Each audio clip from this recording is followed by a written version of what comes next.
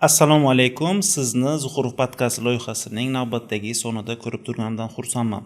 Men Asilbek Zuhurov, marketolog va tadbirkorman. Bu podkastda biz tadbirkorlik, sotuv, marketing va shaxsiy rivojlanish mavzularida suhbatlar olib boramiz. Bugungi mehmonimiz Weekend Sell distributorlik kompaniyasi asoschisi, katta Buxorodagi distributorlardan biri, oziq-ovqat sohasida Feruzaka Shadmanov bo'ladilar. Biz bugun distributsiya mavzularida juda ham qiziqarli suhbatlar olib boramiz. Assalomu alaykum. Assalomu Xush alaykum. kelibsiz. Rahmat Asilbek aka. Taklifimizni qabul qilib kelganingiz uchun tashakkur bildiramiz. O'zingizni avvalambor qisqacha tanishtirsangiz. Birinchi qo'shimcha qilmoqchi edim tanishtirayotganingizda. Weekend Sell Distribution kompaniyasining asoschisi emas, asoschilardan biri. Asoschilardan biri. Asoschilardan biri. Bir o'zim emasman, chunki bizning jamoamiz bor, sheriklarimiz bor. O'shalar borki, biz shunaqa rivojlanyapmiz. O'zim haqimda aytib beradigan bo'lsam, ismim Feruz, familiyam Shadmanov, 37 yoshda. 4 farzandning otasi. Weekend Sell Distribution kompaniyasida asoschilardan biri va как бы logistika va поставщикlar, то есть o'zbek tilida qanday bo'ladi поставщикlar? Yetkazib beruvchilar. Yetkazib beruvchilar ham korlarimiz bilan переговор olib boradigan vazifalarni bajaraman. Umuman olganda bir qisqacha menejer по развитию ham desa bo'ladi buni shunday. Chiroyliroq aytsa agar. Zo'r ajoyib. Podkastimizda oldin mehmon bo'lgan tadbirkorlardan Sergey milliy fast food asoschisi Mansur aka Teshayev, keyin Family Park asoschisi Feruzaka Sharipovlar sizni eng kuchli tadbirkorlardan biri deb e'tirof etishdi Buxoroda. Bu ajoyib. Bu sohaga o'zi qanday kirib kelgansiz distributsiyada? Nimadan hammasi boshlangan? Ozgina tarix haqida gapirib bersangiz. Distributsiyaga kirib kelishim qanday desam, o'zi yoshlikdan oziq-ovqat do'konlarida ishlab, shu 3 oylik kanikullarda dam olish paytida maktabdan do'konda sotuvchi bo'lib ishlaganman. O'sha payt daromadlar topishga harakat qilganman, katta farzand bo'lganim uchun. Shu oziq-ovqat do'konida shu 6-sinfdan keyin shu katta bo'ldim, har 3 oy o'sha yerda ishlab shu sohani yaxshi ko'rardim. Keyin taqdir taqozosi bilan bir bankga ishladim. Bankda 3 yil davomida xodim bo'lib ishladim va o'shanda tushundimki, bu meni soham emas ekan. Chunki u yerda ba'zi bir momentlar bor, siz kimnidir ko'tar qilishingiz kerak va yoki kimizdir bo'lishi kerak va siz yaxshi joyga joylashib olasiz. Daromadingiz o'shanda oshadi. Lekin meni ichki naturamda bu narsa yo'q edi. Xullas, bankdan ketgandan keyin yana qaytib oziq-ovqatga kelganman, sotuvchi bo'lib. Va o'sha yerda 1 yil ishlab, bizga agentlar kelardi. Men agentlarga zakaz berardim. Va o'sha yerda bir yaxshi kompaniya, Mars kompaniyasining agenti Sherzod Turdiyev degan ustozim bor. Men ustoz deyman haligacha. O'sha kishi kelib bizga Snickers, Mars tovarlarini yetkazardilar. Bu 2011-yillar.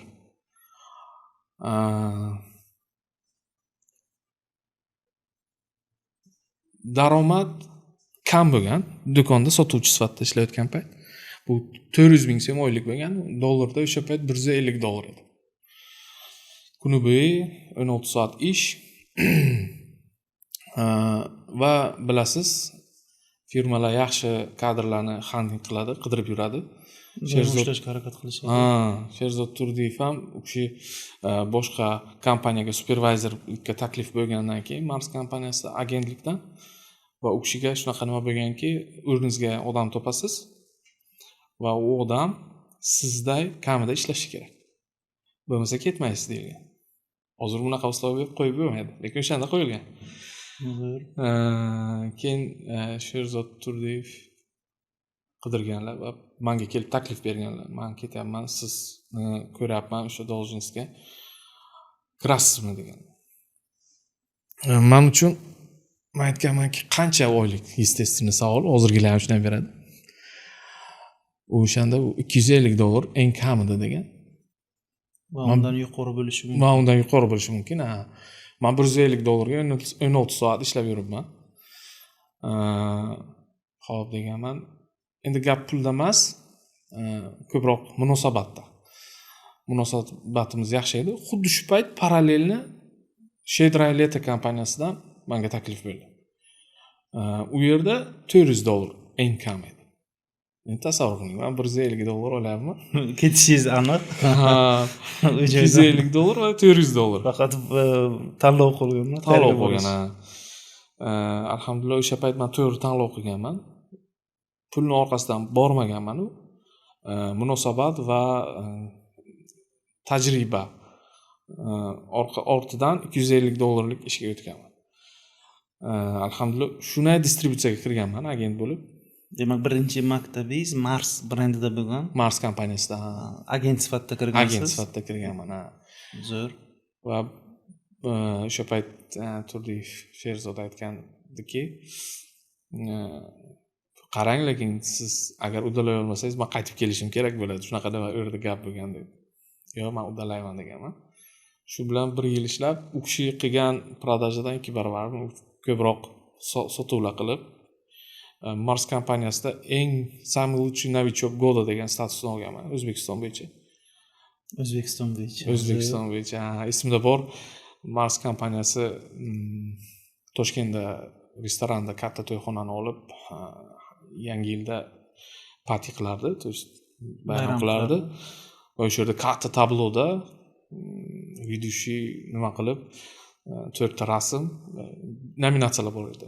Самый лучший новичок года, самый там лучший агент года, там merchandiser shunaqada, yilning eng yaxshisi.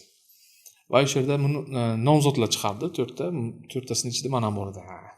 Men ham bor ekanman, lekin aytmasam kerak degan. Firuz Shabman va birinchi nominatsiya лучший новичок года edi. Keyin ketadi qolganlar. Keyin qolganlar. Demak, yangi kelganlar. Emotsiyada esimdan chiqmaydi o'sha. Shu bilan meni nima deydi, o'ziga sevdirgan bu soha. Qanaqadir e'tirof bo'lgan, ajoyib. Mars kompaniyasidan olgan eng zo'r bilimlaringiz qanaqa bo'lgan? Eng zo'r insightlar birinchi maktabdan. Mars kompaniyasi o'zi O'zbekistonga distributsiyani bir nechta kompaniya o'rgatgan. Bu o'sha Mars, bu Procter & Gamble, bu Nestle, Unilever, Coca-Cola, Uzbat, o'shalar o'rgatgan. Endi shirinliklar bo'yicha Mars kompaniyasi hozir ham dunyoda topda turadi. Aynan komandasi, distributsiyasi bo'yicha qolganlarga nisbatan. U yerda yaxshi ustozlarimiz bor edi. Shuhrat Niyazmetov, Vlad aka, shunaqa ustozlarimiz bor edi. Kelardi, o'rgatardi, treninglar o'tardi.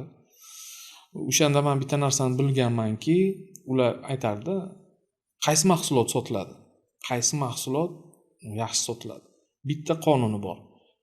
Оно должно быть шаговым доступностью deydi. То есть xohlagan payt, xohlagan joyda, xohlagan holatda shu do'konga kirdiz, u butka bo'ladimi, katta magazin bo'ladimi, babulka bo'ladimi sotayotgan. O'sha yerda sizning molingiz bo'lishi kerak. Bo'lsa sotiladi. Bo'lsa sotiladi. U siz reklama qildingiz, u siz tam zo'r dizayn qildingiz, tam качественный produkt qildingiz.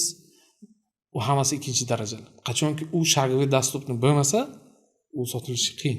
Ya'ni bu yerda asosan FMCG tovarlar haqida. FMCGda. Men aytardimki, balkim boshqa tovarlar ham shunday bo'lsa kerak deb. O'zini kategoriyasida. Chunki masalan deylik parfumeriya tovari bo'lsa agar, shu nechta do'kon bor, hammasida bo'lishi kerak o'zini kategoriyasida. Bo'lmasligi mumkin emas. Men bu bilan ishlamayman, bu menga yoqmaydi, u narsa bo'lmaydi. o'zi marketingda ham har bitta tovarni xarid radiusi degan tushunchasi bor. Demak, asosan FMCGda bu kichkina bo'ladi. Masalan, o'sha non olishda 200 metr, 100 metrgacha yaqinda bo'lsa, inson non olsa, o'sha FMCG tovarlarda ham xarid radiusi kichkina bo'ladi. Shuning uchun asosiy parametr bu insightni men 3 yil oldim. Asosiy parametr hamma joyda doim bo'lishi kerak degan zo'r ma'lumot. Demak, bugun distributsiya bo'yicha, tizim bo'yicha, eng katta muammolar bo'yicha savollar bo'ladi sizga. Sizni ozgina savollar bilan qiynab qo'yamiz. Asosiy bozordagi muammolardan biri qaysidir brend ishlab chiqariladi, brend tanilmagan mahsulot ishlab chiqariladi va kuchli distributorlarga beriladi o'sha brendlar. Ya'ni mahsulot yangi brend distributorga beriladi, distributor uni bozorga olib kirishi kerak. Buni bozorga olib kirishadi, vaqt o'tib yaxshi sotilish boshlangandan keyin uni qo'lidan biznesni olib, ya'ni ishlab chiqaruvchilar yoki importyorlar o'zi sotishga harakat qiladi yoki boshqa distributorga beradi. Shunaqa holatlar bo'ladi. Sizda bu holatlar bo'lganmi? Bo'lgan. Bo'lgani bilan hozir ular bozorda yo'q. Chunki ular xato yo'lni tanlagan. O'zi ishlab chiqaruvchi yo ishlab chiqaruvchi bo'lish kerak, yo sotish kerak. Endi men nazdimda shunaqa. Endi hozirgi O'zbekistonda tadbirkorlardan kelib chiqadigan saviyadan kelib chiqsak, men demayman, inostraniy kompaniyalar, katta kompaniyalar, 100 yillik kompaniya yoki 50 yillik kompaniyalar ular sotib biladi, uni salohiyati bor. Bizada ishlab chiqaruvchi o'zini ishlab chiqarish marjasi deymizmi, foydasi deymi, ishlab chiqarishdan keladigan foydasi o'shanga pretendovat qilsa va sotuvni boshqa kishiga bersa va u boshqa kishi yoki o'zini sotuv odeli deylik, uni alohida qilsa va u sotuvni faqat o'ylasa va sotuvdan daromad qilsa, zararni ham, foydasini ham o'sha ko'rsa, bu ishlab chiqarishda zarar, foydani bu o'ylasa, o'shanda mahsulot tez kiradi. Lekin ham ishlab chiqaraman, ham o'zim sotaman, u qiyin. Ko'p kishi shu yerda xato qiladi ham. Baribir ham yana to'g'ri, bular alohida biznes aslida. Ajratib qilinsa yaxshiroq bo'ladi va baribir menimcha kelib yana qadriyatlarga ham taqaladi ko'p holatlarda, chunki endi kim qaysi tomonlama kuchli bo'lsa o'shani qilish kerak-da. Har kim o'zini o'sha kuchli tomoni bilan ishlashi kerak. Demak, umuman distributsiyani topshirgan holatlaringiz ham bo'lganmi? Shunchaki bo'lgan. Hech qanaqa sabablarsiz afsuslangan holatimiz ham bo'lgan. Esimda bor. Haligacha bu dars bizda uchun yoshlik qilganmiz o'sha yerda. Biza Mandalays kompaniyasini diler edik. Mandalays bu Milka, bu Barney, bu o'sha tovarlar. Va shunday bo'ldiki, menejer bilan bizni munosabatimiz yaxshi bo'lmadi. Juda ham ko'p intrigalar bo'ldi. Keyin men o'zim telefon qilib topshirganman. Men aytganmanki, yo'q, bizga intriga kerak emas, biz ishlamoqchimiz degan. Shu intrigaga uchib topshirganmiz. Keyin u menejer ketdi. U tovar qoldi. Men demoqchimanki, menejer ketishi mumkin, lekin tovar qolib sotilaveradi. Biz olgan payt endi kirgan kompaniya. Shu bilan adashmasak bir 6-7 yilcha biz afsuslandik. Uni rivojlanishini ko'rib parallelni. Uni topshirgandan keyin anchagina rivojlanib ketdi. Shunaqa bir fakap deydim buni. Demak, bu tushunishim bo'yicha emotsiya ustida bo'lgan qaror bo'lgan. Emotsiya ustida bo'lgan. Chista logik bu yerda qaror bo'lmagan. Logik qaror bilan topshirgan joyimiz ham bor, yo'q emas. Lekin o'sha dars bo'lgandan keyin biz harakat qilamiz topshirmaslikka. Qanaqa brend bo'lishidan qat'iy nazar. Qanaqa holat bo'lish. Faqat diplomatiyani yoqib, faqat harakat qilib, nima deydi? Balkim u noto'g'ri ishlar qilayotgandir, lekin biz topshirmaymiz. Мы первыми не бросаем deylik. O'zi olmasa topshirmaymiz. O'zi olmasak topshirmasdik. Chunki o'sha yerda shunaqa gonor deydi-ku, lichniy nima o'shani o'chiramiz. Chunki shu dars bo'lgan bizga. Bilmaymiz qanday holat bo'lishi mumkin keyinchalik u brendga nisbatan topshirmaymiz. Balkim ikkinchi darajali qilib qo'yishimiz mumkin portfelimizda. Ko'p naprigatsiya qilmasdan, o'sha tovarga, o'sha mahsulotga ko'p tayanmasdan prodajasiga ikkinchi daraja qo'yamiz. Qachonki o'zi reabilitatsiya bo'lib, yana vastonat qilib, "Yo'q, men ishlayman, yo'q, desa agar, keyin yana ketamiz. Juda ham qimmatga tushgan ekan, lekin hatto o'zim ham achinib ketdim. Shunaqa. Bo'lib turadi hayotda. Har xil holatlar bo'lishi mumkin. Savdo rejasi bo'yicha savolim. Savdo rejalari agentlarga nisbatan? Yo'q, firmalar har oy ko'tarib borishni yaxshi ko'radi. Firmalar sevadi bu ishni. Importyorlar. Davay, importyorlar, sizga topshiruvchilar mahsulotni yetkazib beruvchilar har oy qanaqadir savdo rejasi qo'yadi, oshirib boradi. O'zi bu savdo rejasi nimadan shakllanadi? Tushunishim bo'yicha oldingi savdo vaqtlaridan, o'sha oldingi oylardagi savdo hajmidan, yana mavsumga qaraladi. Lekin doimiy oshirish bo'yicha fikringizni bilmoqchi edim. Har oy oshirib borish. Bu o'zi qanchalik to'g'ri? Endi har bir narsani o'lchami bor. Bozorning ham o'lchami bor. Distributsiyada DSPM deydi. Bilsangiz kerak bu narsani. DSPM 4 ta qadam bor distributsiyani. DSPM bu distribution, as shelving, P pricing va M merchandising. 4 ta qadam bor. 4 talasi ham 100 bo'lishi kerak degan. Distributsiya, to есть distribution siz bozorda, masalan Buxoroda deylik 1000 ta do'kon bo'lsa, o'shaning nechtasida borsiz, birinchi o'lchanadi shu bilan. Siz 200 ta do'kon bilan ishlayotgan bo'lsangiz, естественно, o'sha sizning поставщиkingiz sizdan talab qilishga haqqi bor. 800 ta qolganmi? Bor. Bu birinchi tomon. Ikkinchisi, birinchi qadamni qilish kerak, o'zi paydo bo'lish kerak polkada. Polkada ham demasdim, do'konda paydo bo'lish kerak. Birinchi qadam distributsiya. Keyin siz polkada do'konda yaxshi paydo bo'lganingizdan keyin shelvingga o'tasiz. Shelving polka. To есть siz уже polka uchun kurash olib borasiz. Polka uchun kurash. Уже do'konga kirdingiz, endi polkada to'g'ri joyini egallab, o'zingizga kerakli joyini egallab, 3 ta face qilib, masalan 3 ta tovar qilib, bitta emas, 3 ta qilib, 3 ta pozitsiya.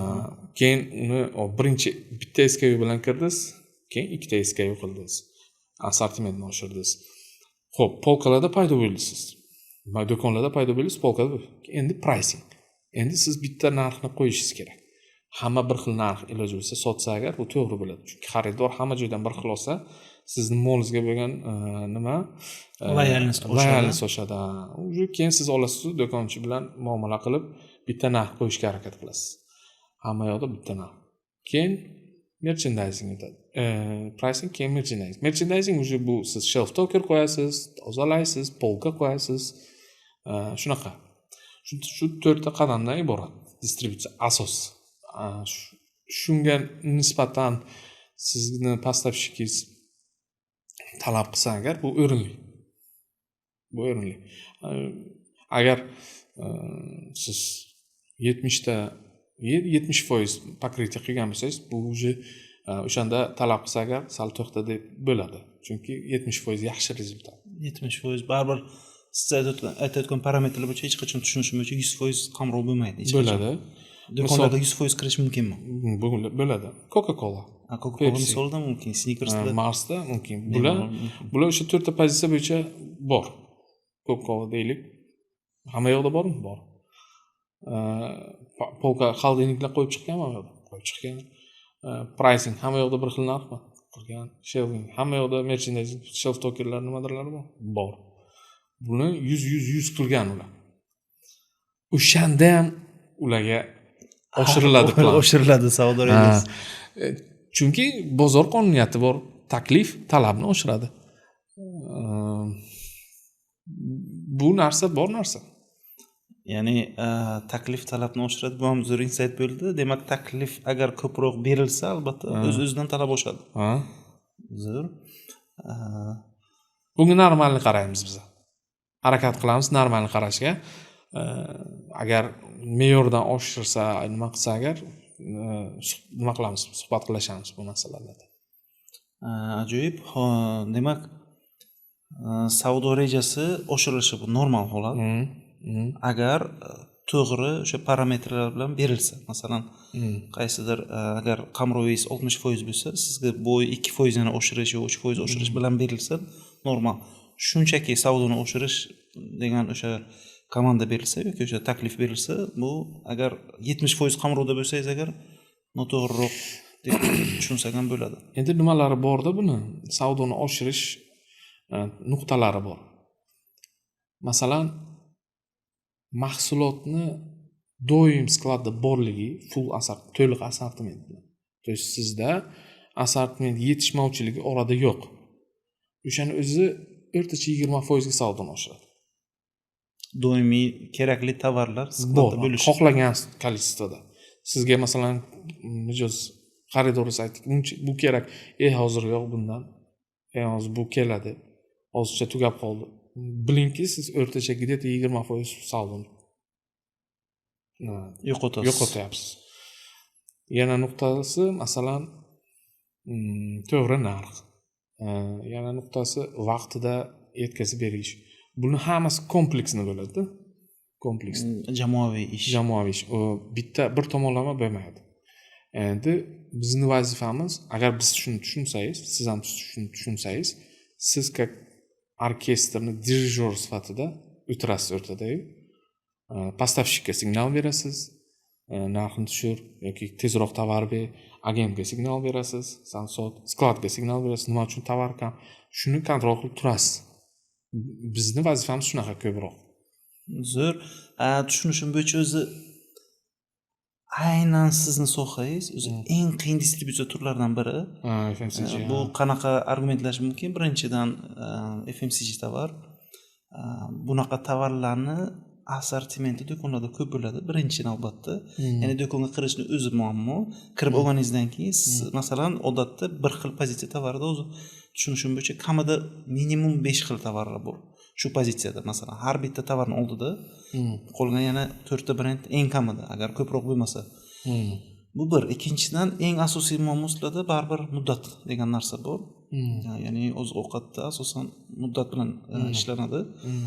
Demak, savolim shundaki, hozir tovar omborda doim turishi kerak dedingiz. O'rtacha masalan bitta tovar 10 dona bir kunda sotilsa, necha kunlik zapas turadi sizlarda? O'sha zaxira. Standart bo'yicha necha kunlik ushlaysizlar zaxira tugab qolmasligi uchun? Hozir agar oldimizda analitik finansistimiz Fayz aka beradilar, Fayz aka javob bering derdim. Hozir u kishi bu bilan to'liq nima shug'ullanadilar. Endi biz 2 haftalik stok ushlashga harakat qilamiz ostatki.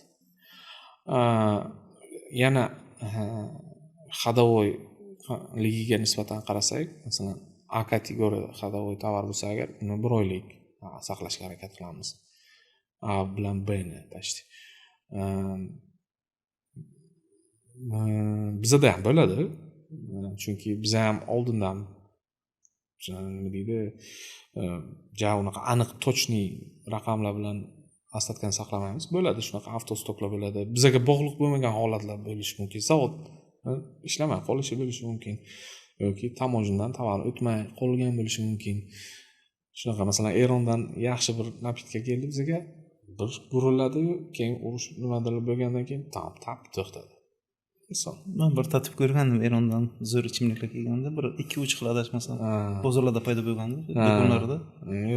Rostdan ham to'xtab qoldi, keyin topmadim o'sha ichimliklarni. Shunaqa endi logistika bilan muammolar bo'ldi o'sha. Ishlab chiqarish logistika, ya'ni sizlarga bog'liq bo'lmagan faktorlar bor, lekin bog'liq o'zlaringizga bog'liq tomonlama taxminan 1 oycha o'sha zaxirada ushlaysizlar. Men esimda bor, biz Marsda ishlardik. Agar raqamlarda adashmasam, biz kelardik-ku, polkadagi tovarni sanardik. Sanardik va o'tgan haftagi bilan solishtirardik. Masalan, 10 ta edi, 10 tadan 6 ta qoldi. Va o'sha keyingi rekomendovni zakaz deyardi bizada. O'nni 1-2 ga ko'paytirardik. 12 ta qilib qo'yardik. Shunaqa nimamiz bor edi bizning, tartibimiz bor edi. Shuning hisobiga doim do'konda ostatkani ushlashni ta'minlardik. bo'lar. 1-2 ga ko'paytirardik. Zo'r. Demak, ma'lum vaqtning ichida ma'lum hajm iste'mol qilinsa, shu bilan siz do'konni o'rtacha 1 oylik o'sha nimasini chiqarib bilasiz. 1 oylik iste'mol o'sha darajasini do'konni. Uni oldin sotgan, bugun sotganini istoriyasini olib borish kerak u uchun. U uchun o'sha 4 haftalik nazorat qilish kerak. 4 hafta olib borilgandan keyin uni o'rtacha savdosi bilinadi. Ya'ni shu bilan yana sotuvlarni rejalashtirish ham mumkin, tushunishim bo'yicha. Chunki har bitta do'kon bo'yicha o'sha ob'emlarni bilsangiz agar rejalashtirish ham oson bo'ladi. Sezonalniy faktorlar bor. Organizmskiy rost bor. Masalan, sezon bo'lishi mumkin qaysidir mahsulotga uni nechidir foizga o'sishi bor. Organizmskiy rost продаж deganda, masalan, doim ishlab kelyapsiz, естественно oshadi savdosi. Shuni ham hisobga olamiz. Zo'r, bu ham bor, albatta. Demak, keyingi savollarga o'tamiz. Retail sohasi kundan kunga o'sha supermarketlar rivojlanishga kelyapti. Qo'rqitdingman endi. Prognozlar bor. Hozirda taxminan bozorning 15% supermarketlarga to'g'ri kelyapti. Bozor umumiy dolyasi deymiz. Bozor ulushi. Qolgan 85% taxminan haligacha bozorlarda, mini marketlarda o'sha sotib olishlar bo'lyapti, oziq-ovqat sohasida. Va bu sohani kelajakda bir 5 yil ichida bozor ulushi, ya'ni supermarketlarning bozor ulushi 50-60% atrofida bo'lishi kutilyapti. Va bu holatda aniq distributorlarning ham ko'plari o'sha hajmlari tushishi mumkin. Bu bo'yicha fikringiz qanaqa? Qay darajada sizga xavf tug'diryapti bu o'sha ma'lumot? To'g'ri. Shunaqa ehtimol bor. Chunki Qozog'istonda 65-70% ga zamonaviy trade o'tgan. Odatiy do'konlar soni kamaygan. Demoqchimanki, iste'molchi, xaridorlar ko'proq tarmoqli do'konlardan olishga yoqtiryapti xarid qilishni. Ularga shu holat yoqadi. Masalan, ayni jaziramada siz do'kon ko'chalarda yurmaysiz, естественно, siz borasiz o'sha tarmoqli do'konni, masalan, sotsial setidagi aksiyasini ko'rasiz, borasiz, o'sha salqingina aravacha bilan olasiz. Bu emotsiya. Nima odamga hissiyotiga yaxshi ta'sir qiladi, bu rivojlanadi. Bizani asosiy xaridorlarimiz odatiy do'konlar bo'lgani uchun bizda ham shunaqa xavf bor, deylik. Biz ham bu narsani o'yladik. Endi siz aytganda FMCG sohasida ishlayotganlar eng qiyin frontda ishlayapti. Buni biz bilamiz va kuni men bir mebel sohasida yaxshi O'zbekistonda distributor bilan o'tirganimizda, menejer bilan u menga aytdiki, bilasanmi dedi, menda отдел продаж ham bor dedi. Lekin o'shalarning ichida dedi, eng zo'rlari bu FMCG dan chiqqan bolalar degan. Nega? Chunki ular qiyinchilikdan chiqqanda. Haqiqiy qiyinchilikni ko'rgan insonlar. Возраженияларdan, nimalardan ko'p e'tirozni yengishadi. Chiqqan ular zo'r deganda, shuni они mощный deganda, keyin bizga taklif qilgan, "Давайте sizlar nima sotinglar" deb. O'shanda men boshqa o'zimizning asosiy ish bilan juda mashg'ulligim uchun e'tibor bermaganman. Xullas, demoqchimanki, agar bizni distributor yo dilerlar ishlayotgan bo'lsa, bu xavf emas. Siz hozir FMCG da bo'lsangiz, ertasiz bitovoy texnika diler yo distributor bo'lishingiz mumkin. Qanaqandir stroy material diler yo distributor bo'lishi mumkin. Xorikada kanallar bor, xizmat ko'rsatish kerak bo'lgan. Maylamanki, unaqa nimasi yo'q. Muammo bo'lmaydi. Oxirini o'ylagan qahramon bo'lolmaydi. Zo'r. Umuman distributorlar o'sha supermarket sohasida, oziq-ovqat sohasida yo'qolib boradi yo'qoladi degan o'sha xavf bor. Bu haqda fikringiz qanaqa? Bu hozir ham bo'lyapti. Masalan, shunday kompaniyalar bor O'zbekistonda, distributor yo'q, dilerlari ham yo'q. O'zini regionlarda skladlarni ochgan, o'zini trade komandasini, jamoasini olib kelgan, savdo jamoasini. Va bu narsa, tasavvur qiling, o'rtada distributor yo'q, diler yo'q. Ikkita yaxshi marzada turadigan o'yinchi yo'q va u primoy zavod, to'g'ridan-to'g'ri zavoddan do'konchi polkasiga olib kelyapti. U bu yerda 45-50% narxga ta'sir qiladigan tamoyilni olib qo'yapti-da. Va 50% ga narxi arzon bo'lyapti polkada. Bor bunaqa. Uje allaqachon bu narsa kirgan. Demak, ishlab chiqaruvchini o'zi agar sotsa, anchagina o'rtadagi o'sha distributorlarni foizini olib qo'yadi va narx tushishini imkoniyatini beradi. Demak, narx tushishi yana ko'proq sotish imkonini beradi.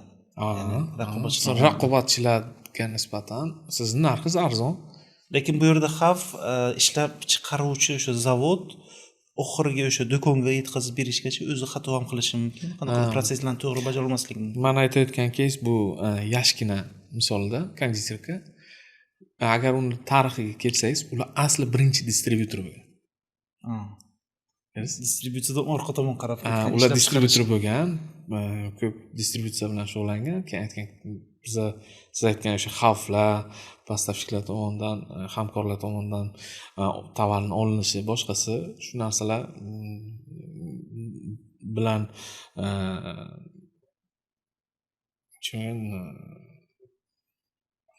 ular shunaqa holatlarga tushgandan keyin ular o'zlari ishlab chiqarish qilib o'zi distributsiya qiladi.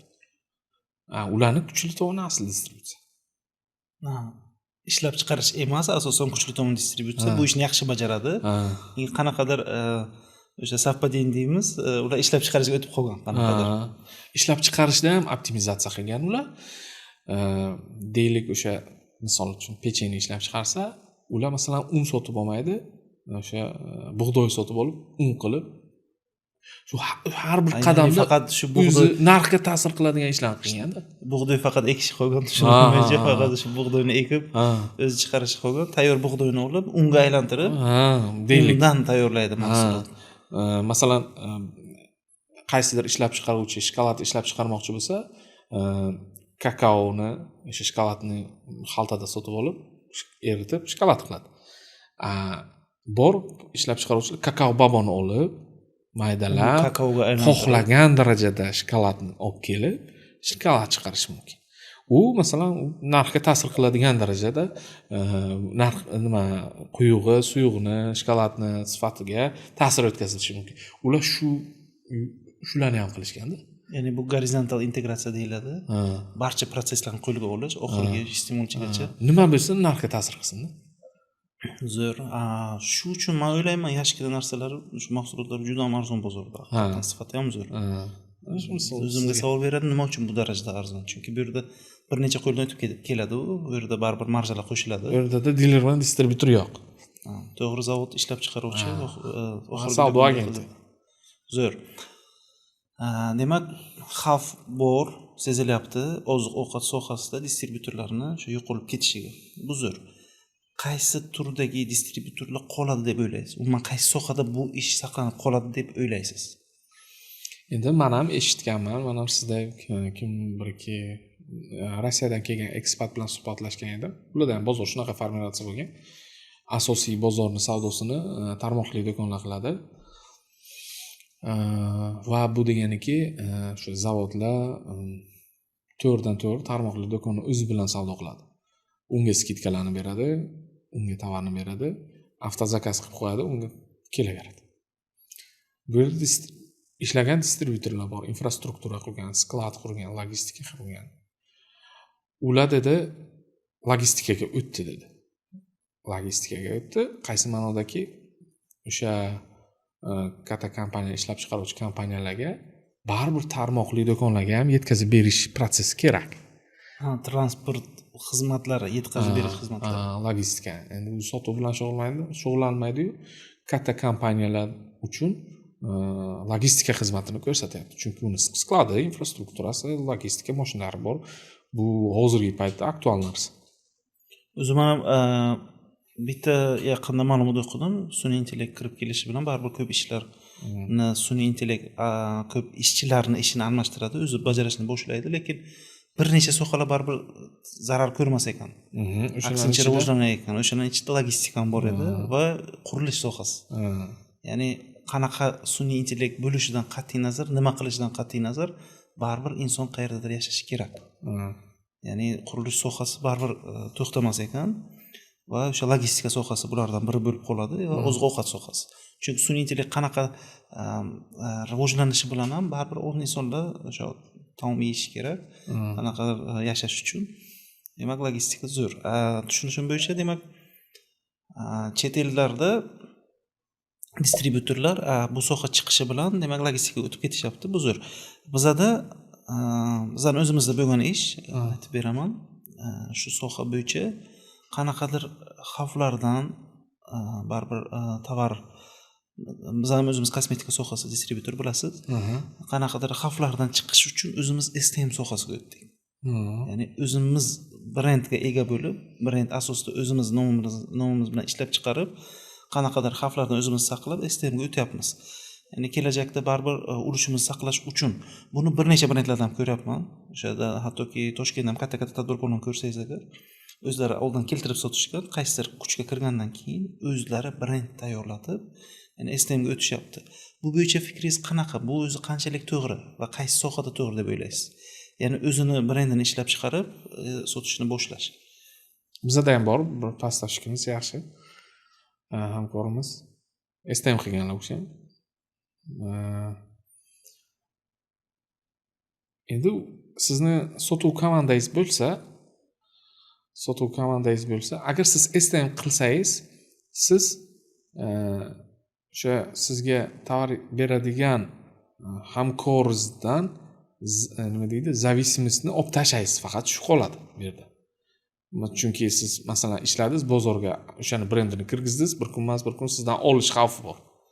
Baribir bu xavf bo'ladi. Siz STM qilib faqat shu xavfni oldini olasiz. Aslida. Shu xavfni oldini olish uchun STM qilyapti-da endi ko'p kishi.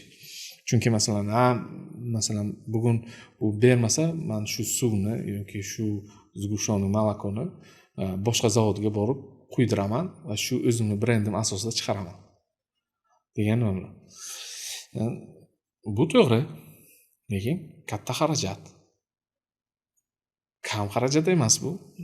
To'g'ri, juda ham ko'p kuch ketadi va eng qiyin ish STMda. Bitta narsani to'xtalib o'tsak, baribir tomoshabinlar STM degan tushunchani birinchi marta eshitayotganlar uchun STM degani bu собственная торговая marka. Ya'ni bu misol tariqasida men agar suv keltirib sotsam, qaysidir brenddan sotib olib, o'sha brendning egasi o'sha zavod bo'ladi, ishlab chiqaruvchi. STM degani men o'zim qanaqadir nom o'ylab topaman, o'sha suvni ishlab chiqaraman. Faqat xohlagan joyimda brend egasi men o'zim bo'laman. Shu model собственная торговая marka deyiladi. Lekin eng qiyin ish bozorga tovarni olib kirish, chunki bu yangi tovar. Lekin distributorda baribir kuch bo'ladi, chunki uni bazasi bo'ladi, mijozlar bazasi bo'ladi, baribir ishonchi bo'ladi. Buni olib kirish anchagina osonroq bo'ladi agar ishlab yurgan distributor bo'lsa va o'zining tovarga o'xshash tovarlar bo'lsa. Va yana bitta, men tushunishim bo'yicha STMdan asosiy afzallik aytganingiz bo'yicha qanaqadir xavflarni olib tashlash. Ya'ni brend egasi bu odam bo'ladi, bu narsa hech kimga qaramlikni olib keltirmaydi. Ya'ni siz zavodga ham qaram bo'lmaysiz. Hech kimga qaram bo'lmaysiz. Bitta zavod yaxshi ishlab chiqarmasa, ikkinchi zavodda sizda har doim tanlov bo'ladi. Va brend egasi siz bo'lasiz. Lekin bu yerda juda ham katta xavf bor. Bu ish o'xshamasligi ehtimoli. Agar xato hisoblangan bo'lsa, kuchlar hisoblanmagan bo'lsa, o'sha uchun aytdim, bu katta xarajat, katta energiya. Undan ko'ra siz sotuv jamoangizni yaxshi qiling, vaqtida to'lov qiling o'sha hamkoringizga, unga yaxshi prodaja qilib turing, u sizni almashtirmaydi, u sizdan brendni olmaydi. Men to'g'riroq yo'l shu deb o'ylayman. Ya'ni yaxshi bola hamma joyga kerakdek. Ajoyib bola. Hozir oziq-ovqat distributsiyasi demak asosiy omil haqida gapirdik, ya'ni asosiy omil bu ko'proq do'konda ko'proq tovar assortimenti bo'lishi, ya'ni rivojlanish omili. Yana bitta savol tug'iladi brend masalasida. Masalan, baribir ham yangi bozorga kirgan brendni sizlar ham olib kirgansizlar. Bu yerda reklama ishlari. Reklama ishlarini o'zi kim shug'ullanishi kerak? Sizga mahsulot beruvchi brend egasimi yoki siz distributor sifatida, masalan, Buxoroda sotsangiz, siz buni reklama qilishingiz kerak? Endi siz reklama qilishingiz diler sifatida qanchalik hamkoringizga ishonishingizga va qanchalik uzoq muddatga siz bilan ishlashiga ishonishingizga bog'liq. Men eshitganman shunaqa dilerlarni, bu holat Gruziyada bo'lgan, aytib berishdi menga. Bir adashmasam qaysi kompaniyani berishdi unga dedilar. Mandalays, u ham Mandalays edimi nima? Xullas diler o'sha distributor bo'ladi. Gruziyaga kelganda ular bilan shartnoma qilinadi, yuridik. Bu deganiki bu qattiq shartnoma va uzoq muddatga va uni hech kim buzmaydi. O'shanda siz pul tikishingiz mumkin diler sifatida, distributor sifatida. O'shanda to'g'ri, chunki siz bozorni egasiz. Qanchalik bu brend rivojlansa, siz ham rivojlanasiz. Shuncha rivojlanasiz. Agar sizda u narsa bo'lmasa, albatta siz pul tikmaysiz. O'sha zavod yoki o'sha distributor tikadi. O'sha Gruziyada distributor bor pulini, mashinasini, uyini sotib, shu reklamasiga, nimasiga tikkan deb aytib berdilar. Va hozirda tikkanni 10 karot ziyoti bilan qaytib olgan, maza qilib yuribdi degan nimani aytishdi-da. O'shanda men hayron qolgandim. Nega bunchalik brendga distributor sifatida pul tikish mumkin degan xayolga keldi. Lekin agar qonuniy bo'lsa, hammasi aniq bo'lsa, agar siz qilasiz. Lekin baribir katta tavakkal. Katta tavakkal. Bu uyni sotish, yashab turgan uyni sotish, mashinalarni sotish, oxirgi pulni tikish bu juda ham katta tavakkal. Asosan brend o'zingizniki bo'lmasa.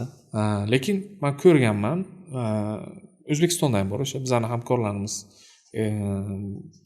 Ular ham katta borini tikib distributor bo'lgan, hozir lekin 100 karot tikkan pulidan daromadi ortiqcha bilan kelganda. Oziq-ovqat o'zi yangi brendni olib kirishni birinchi omili, demak aytganingiz bo'yicha polkalarga kirib olish, keyin ikkinchi omili bu reklama. Endi tasavvur qiling, siz ishlab chiqarishni boshladingiz va reklama berdingiz. Tovar hech qayerda yo'q deb. Men ko'rdim. Men do'konga keldim. Bering o'sha. Yo'q u. Tamom. Shu yerda уже kontakt o'chdi.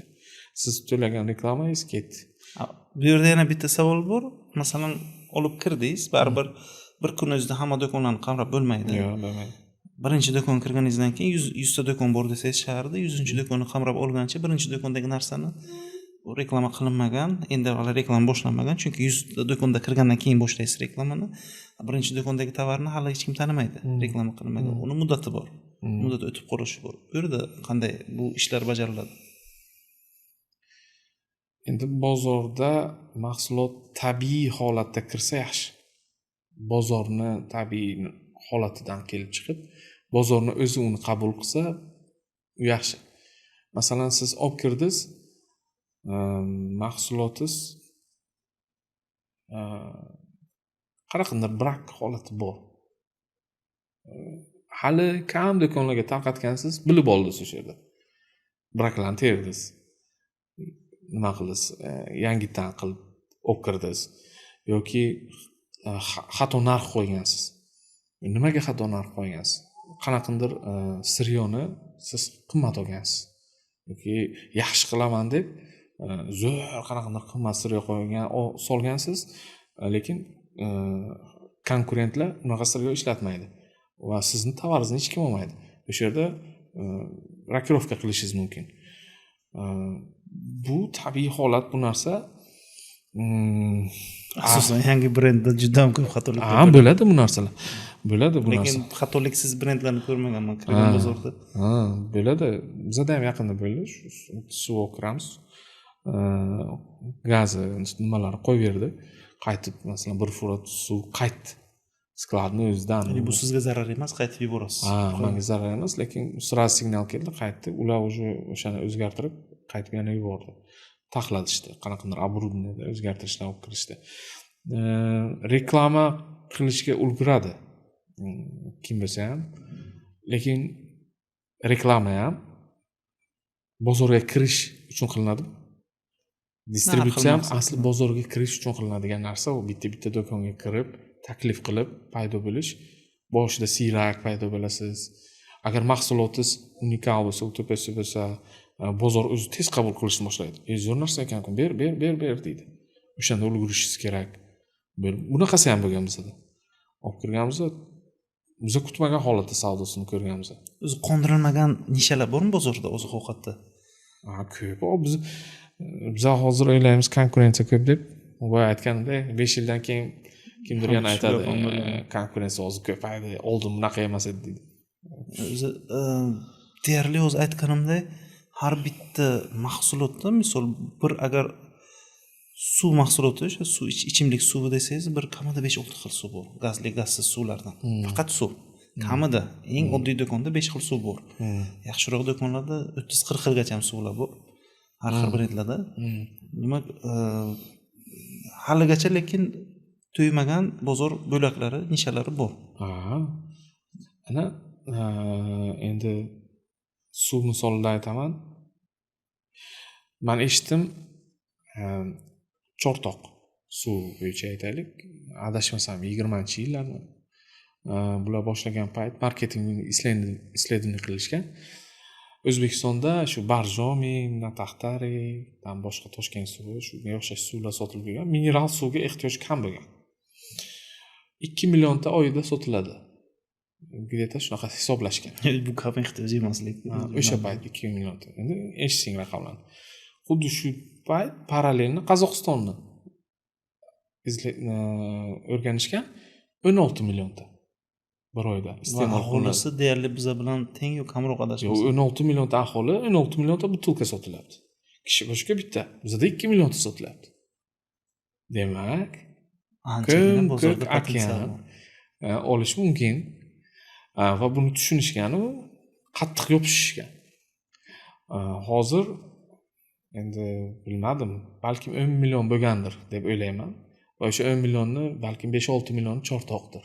Ya'ni yarimdan ko'p hajm bozorda. Chortoq kirgan. Biz ham hozir Karlovari suvini olib kirganmiz. Biz buni ko'ryapmiz. Qanchalik o'sha Chortoq nima deydi, ulgurmayotganligini, ba'zida tortib qo'yayotganligini, out of stock deylar, sotmayotganligini do'konchilardan eshityapmiz. Bor ekan, u bir boshqa suv ham bor ekan, faqat bitta suv emas-ku, deyapti do'konchilar. Biz olib kiryapmiz, "Davay, ber", deyapti. Masalan, oldimizda bir mahsulot olib kirsak, bizda kichkina do'kondan boshlanadi, sotib, keyin sekin-sekin optaviklar olardi. Oxirida optaviklar nega olardi? Chunki bu do'konlarda paydo bo'lasiz. Keyin borib aytasiz, "Men o'ylikda do'konda savdo qilaman." Balkim shunday, lekin baribir kiraverasiz va u do'konchining o'zining klientlari bor. Undan qarz oladi. Qarzga tovar oladi. Shu optavikdan qarz oladi, qarzga oladi, do'konga yetadi yoki biza bormaymiz o'sha do'konlarga. Va uni xaridorlari bu do'konlarga kiradi-ku, shu mahsulotlarni ko'radi. Yoki o'sha do'konchiga kelib, bu yerdan olgan xaridor u yerdan so'rashni boshlaydi. Va optavikka keladi, zapros paydo bo'lgandan keyin agent kirdi. Keyin yoz deydi yoki olib kel deydi. Karlovarida teskari bo'ldi. Birinchi optavik olishni boshladi. Keyin kichkina do'konlar. Bu bizlar uchun signal. Demak, buni potensiali katta. Talab katta. Mineral suvlarda baribir bozor to'ymagan deyish ham mumkin. Keyin Chotqol degan suv chiqdi, hozir yana Nov degan suv ko'rdim. Bir necha marta, bir necha yangi suvlar. Endi stolovaya lechebная voda deydi. Bu doim ichishingiz mumkin bo'lgan suv. Esentukini doim ichib bo'lmaydi. Endi suv masalasida yana bitta narsaki tan olish kerak. 12 ming so'mga yarim litrlik suvni hech kim olmasdi. Chortoq shuni o'rgatdi. Shirin bo'lsa olishardi, lekin shunchaki suvni olishmasdi. Shu 5 ming so'mga Banakva 1,5 litr olasiz yoki Nestle gazli. Bu butilkada 12 ming so'm 0,5 suvni olishga o'rgatdi xalqqa. Menimcha birinchi Barjomi bu madaniyatni kirgizdi. Chunki esimda edi, birinchi men o'zim Barjomini ko'rgan payt necha pul degan payt, birinchi chiqqan paytlarida o'sha payt taxminan 15 ming so'm edi. Hayron bo'lgandim, ozgina suv 15 ming so'm qanday turishi mumkin? Nega Chortoqni olishyapti unda? O'sha payt aytgandim, lekin undan keyin Chortoq menimcha chiqdi. Chortoq ta'm jihatdan xalqqa yaqin qildi. Doim ichadigan. Barjomini spetsifik ta'mi bor, o'zini ta'mi, sodaviy nimalari bor. Uni boshqa auditoriya ichadi. Chortoq doimiy ichiladigan suv, kunlik suv. Kunlik suvni 12 mingga chiqarib sotyapti. Buni bu kulturani olib kirgan Chortoq buni aslida. Zo'r, ajoyib. Demak, Maqsud haqida zo'r suhbat bo'lyapti. Men distributsiya qilib.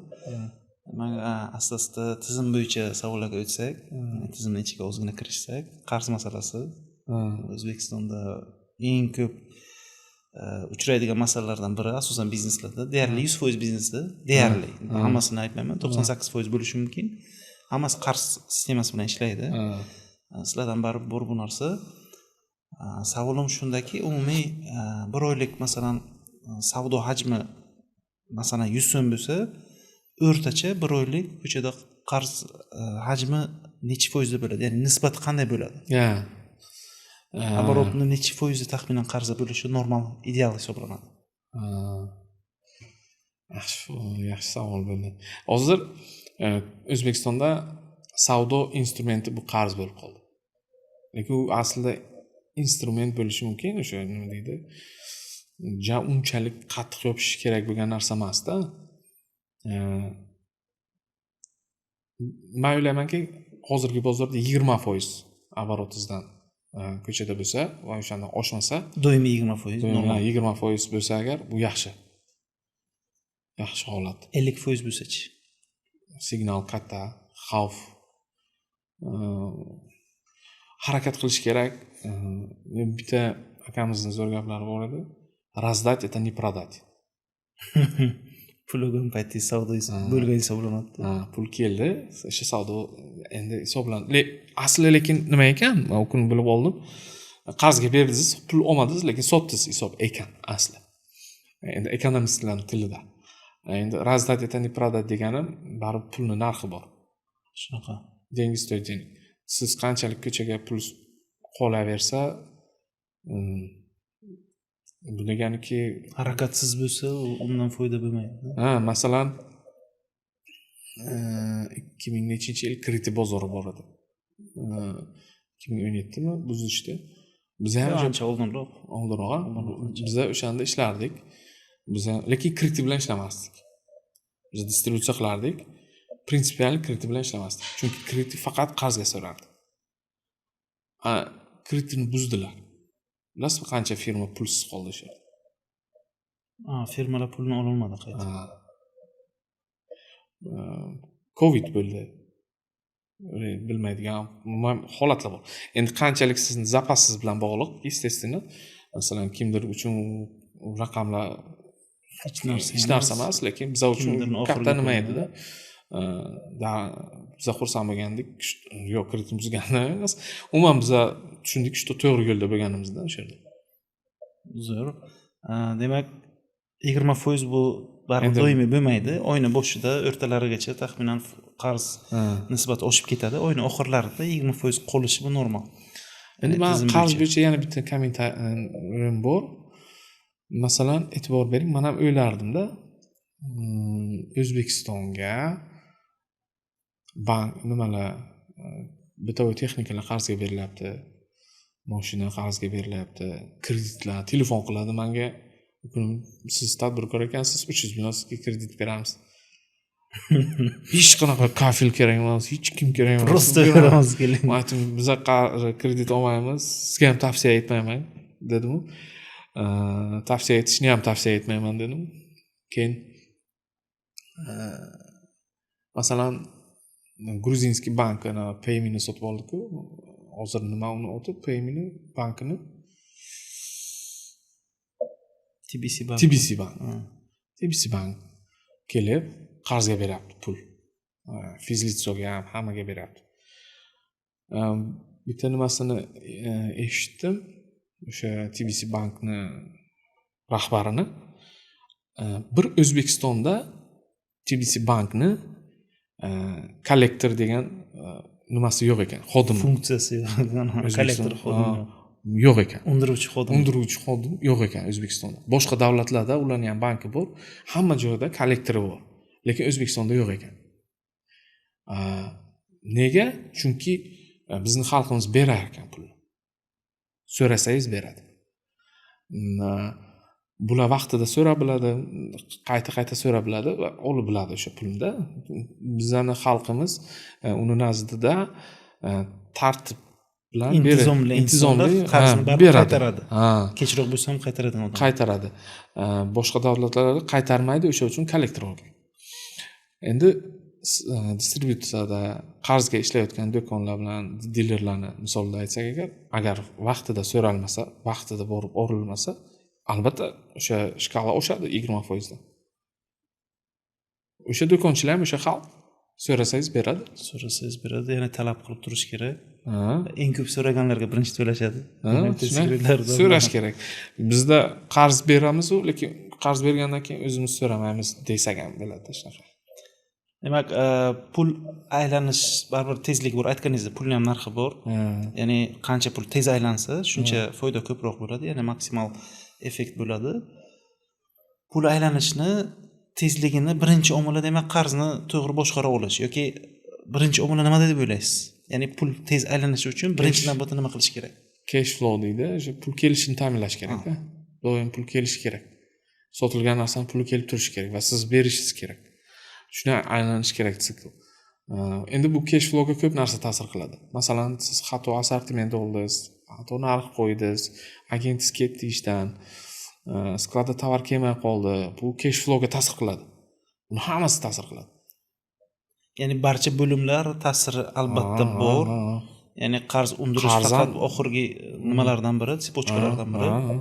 Qarzni ham olib turish kerak-da vaqtida. Cash flow bo'lishi kerak. Ya'ni sotuv bo'lib turishi kerak, sotuv bo'limi ham zo'r ishlashi kerak, omborxona ham, ya'ni zakup bo'limi deymiz, sotib olish bo'limi, bu ham zo'r ishlashi kerak, logistika masalan. Oyligini vaqtida berishingiz, hammasi o'sha aytganimdek orkestrda edi.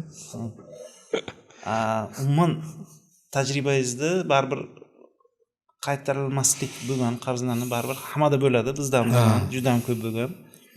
O'rtacha foiz bersangiz baribir raqamlarga tushunish bo'yicha chuqurlash sizga ozgina nima baribir chunki hisob olib boradigan boshqa xodimlaringiz bor jamoangizda. Taxminan necha foiz berardingiz qaytarilmagan qarzlar foizini umumiy oborotdan? Bizda 0.25% atrofida umumiy oborotimizdan doimiy odatda pul qaytarilmaydi. Juda ham kichkina foiz, lekin baribir bu foiz.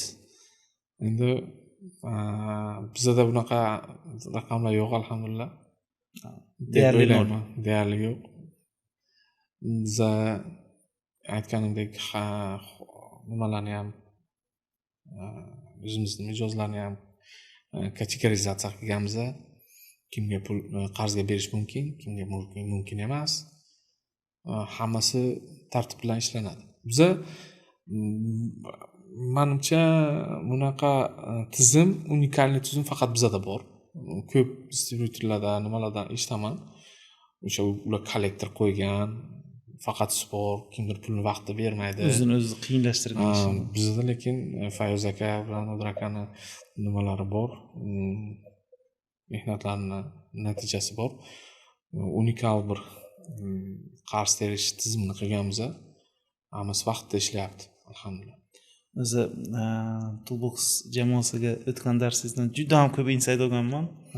Tizimingiz bo'yicha eshitgan edim, ideal darajada rostdan ham. Ozgina endi insightlar berib o'tgandingiz. Juda ham rostini aytsam bunaqa tizim qo'yishni men ham ko'rmaganman, eshitmagan ekanman. Shuncha yil ishlab o'zim ham shu sohada. Ajoyib. Demak, keyingi savolimiz qarz vaqtida to'lanish. Masalan, bu yerda baribir do'konlarni ham nimasi borda, munosabati. Agar sizni brendingiz do'kon hech qanaqa zarar ko'rmasa, brendingiz taniqli bo'lmasa, do'konlar qarzni ham tez qaytargisi kelmaydi. Sababi sizni yo'qotsa hech narsa yo'qotmaydi, qanday xohlasa shunday muomala qiladi.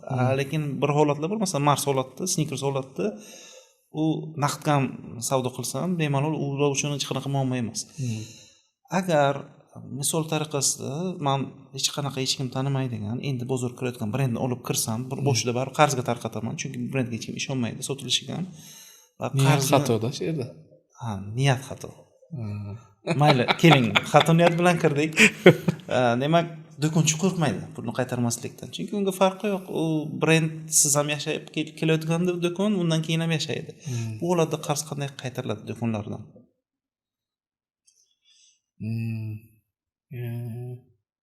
Yaqinda bizda shunaqa keys bo'ldi.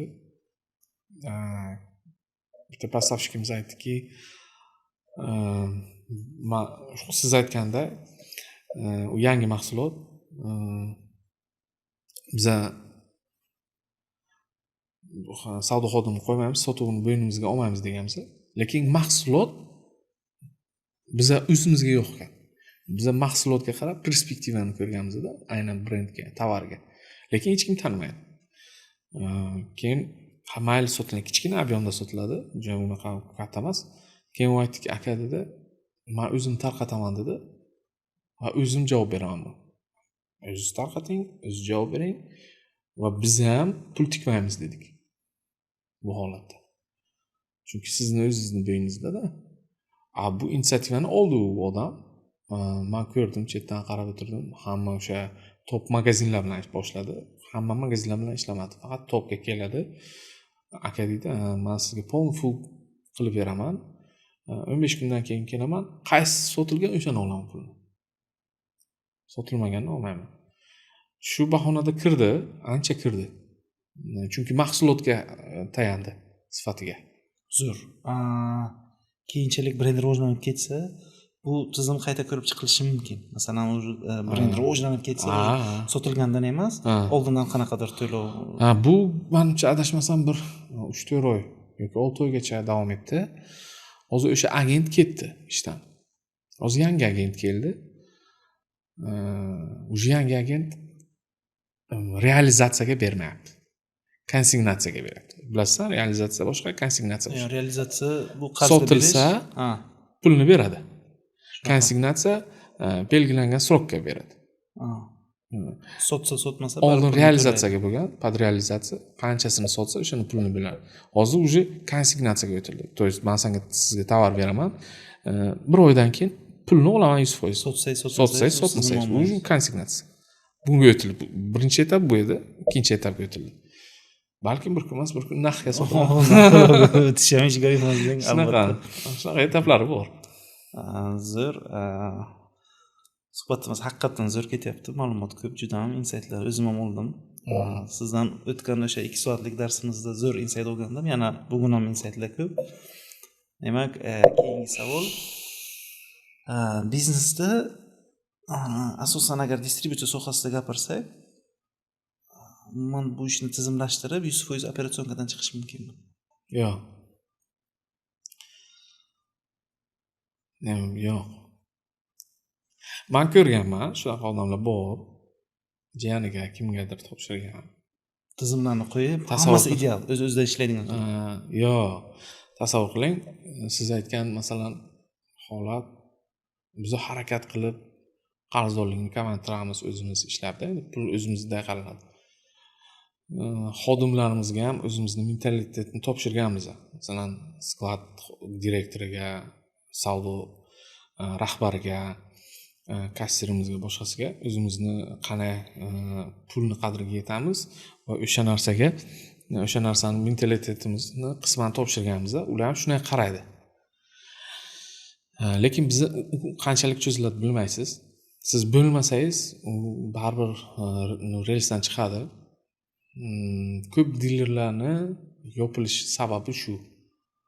To'xtash, chunki katta masalan deylik $100,000 pulni olib tasavvur qiling Buxorodagi 3,000 kishiga tarqatasiz va har xil sroklarda har xil summada bu shunga olib keladi-da asli. Keyin uni boshqalar teradi, har xil odam teradi, har xil holatda keladi. Men uni boshqa kishiga topshirish bu narsa qiyin deb o'ylayman. Umuman biznesdan chiqdik degan ideologiya bu noto'g'ri. Ya'ni chiqishi yo'q baribir. Ichida bo'ladi. Yana bitta savol baribir ko'p kuzatib boraman. Ayrim insonlarda 7 ta, 5 ta, 6 tagacha bizneslar bor-da. O'zini ko'rsatdim, mana shu biznesning asoschisiman deb. Men tushunishimcha baribir bitta biznes topda bo'ladi. 5 tasi endi zo'rg'a kunni ko'rayotgan bo'ladi ko'p holatlarda. Bu narsaga men ham ishonmayman baribir operatsiyadan chiqish mumkinligini. Investor bo'lish mumkinligiga lekin baribir ishonaman. Investor bo'lish mumkin. Investor o'zi boshqa topshiriq qo'yiladi. Qaysidir foydadan keyin foyda oladi, zararga ham sherik. Unda ham intrigalar bor. Intrigalar bor. Siz bilmaysiz qancha ishladi, sizga to'g'ri berdi ma'lumot, boshqami. Uni ham o'zini san'ati bor. Men lekin investor sifatida hech qanday tasavvurim yo'q. Ishlatma qilib ko'rmaganman. Bitta ikkita holatlar bo'lgan, qilganman. Men tipa investor bo'laman deb o'ylaganman qanaqadir biznesga.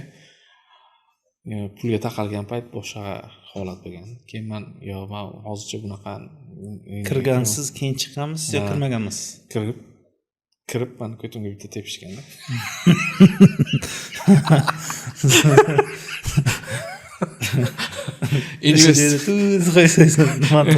Investor нам не нужны deb qo'yish. Bizda haliga menimcha bu madaniyat shakllanmagan investitsiya kiritish, qanaqadir shartnomalar investitsiyaga o'sha investorni haqqiga turib berish bizga hali shakllanmagan. Ko'p holatlarda og'zaki bo'ladi deb o'ylayman. Lekin men bilaman bir ikkita Buxoroda akalarni o'zlari chetda turadilar-yu. Faqat ishlari shu sherikchilikda. Topshiradilar biznesni, pul tikadilar va kutadilar. Sabrlariga qoyil qolaman. Haqiqiy investor shunday bo'ladi. Pulni istanib chiqaradi hattoki. Ko'rganman. Yaqinda bitta biznesga adashmasam $300,000-400,000 berdilar. U odam aytgan 2 yil menga tegmaysiz degan. U ham biznesni olib borayotgan odam. 2 yil uxlab turishi bor, u yashash bor. Bu odam shu top bo'l. Zo'r. Demak, bu ishni qilib yurgan odam bo'lsa, tushunadi, albatta zo'r. Yana bitta savol bermoqchiman. Operatsiyadan chiqish noreal, lekin har bir o'sha bo'limga, xodimlarga o'zini vazifalarini aniq qo'yib bersangiz ham, sizga keyin nima ish qoladi keyin? Nima vazifani bajarasiz? Shu dirijorlikni bajarasiz. Nazorat qilasiz. Pulsni ushlab turasiz.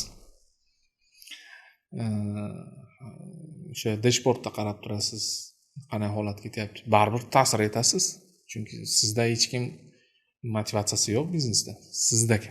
Ya'ni sizni biznesingiz faqat ko'proq holatlarda sizga qiziq. Doim biznes egasi hammadan motivatsiyasi baland turadi. Zo'r. Yana demak, boshqalarda motivatsiya bo'lishi uchun qanaqadir biznesni demak dolyasiga kirgizish mumkin birorta xodimni. Yo qanaqadir motivatsiyasi bo'lishi uchun yo baribir dolyaga kirgizishingiz bilan ham biznes sizniki bo'lganligi sababli sizga ko'proq qiziqish bo'ladi-da o'sha. Shunday deb o'ylaysizmi? Ya'ni nima demoqchiman? Masalan, ulushga kirgizish. Men xodimim bor. Demak, keling zakup bo'limi desak, buni men xodim sifatida emas, sherik sifatida olaman. Shu sherikchilikda o'z biznes baribir aralashasiz deyman. Bu sherikchilik уже bo'ladi. Uni qonun qoidalari boshqa. Zo'r. KPI qo'yish masalasi, ozgina life hacklar bilan bo'lishsangiz, maosh berish sistemangiz juda ham yoqqanda o'sha payt tushuntirgandingiz. Zo'r filosofiya bilan yondashgansiz. Eslating, men bir aytaman, esimdan eslataman. Demak, savdo rejangiz, ya'ni savdo qilish rejangiz savdo xodimini ochligi to'qligiga bog'lamagan bo'lishi kerak. Motivatsiyasiga, ya'ni. Bu foiz bilan ishlatadigan xodimlarga nisbatan bo'lganda, masalan, sotuvda endi foiz beramiz, sen ishlaysan. Bizda shunaqa sistema qo'yilgan, foizdan olishadi. Asli bu noto'g'ri. Bu noto'g'ri. Endi kimdir uchun to'g'ridir. Har bir maslahatni kimgadir to'g'ri, O'sha paytda men aytganingizdek, har kimni o'sha patologi bor. Kimdir 3 million patolog, kimdir 5 million aytadi.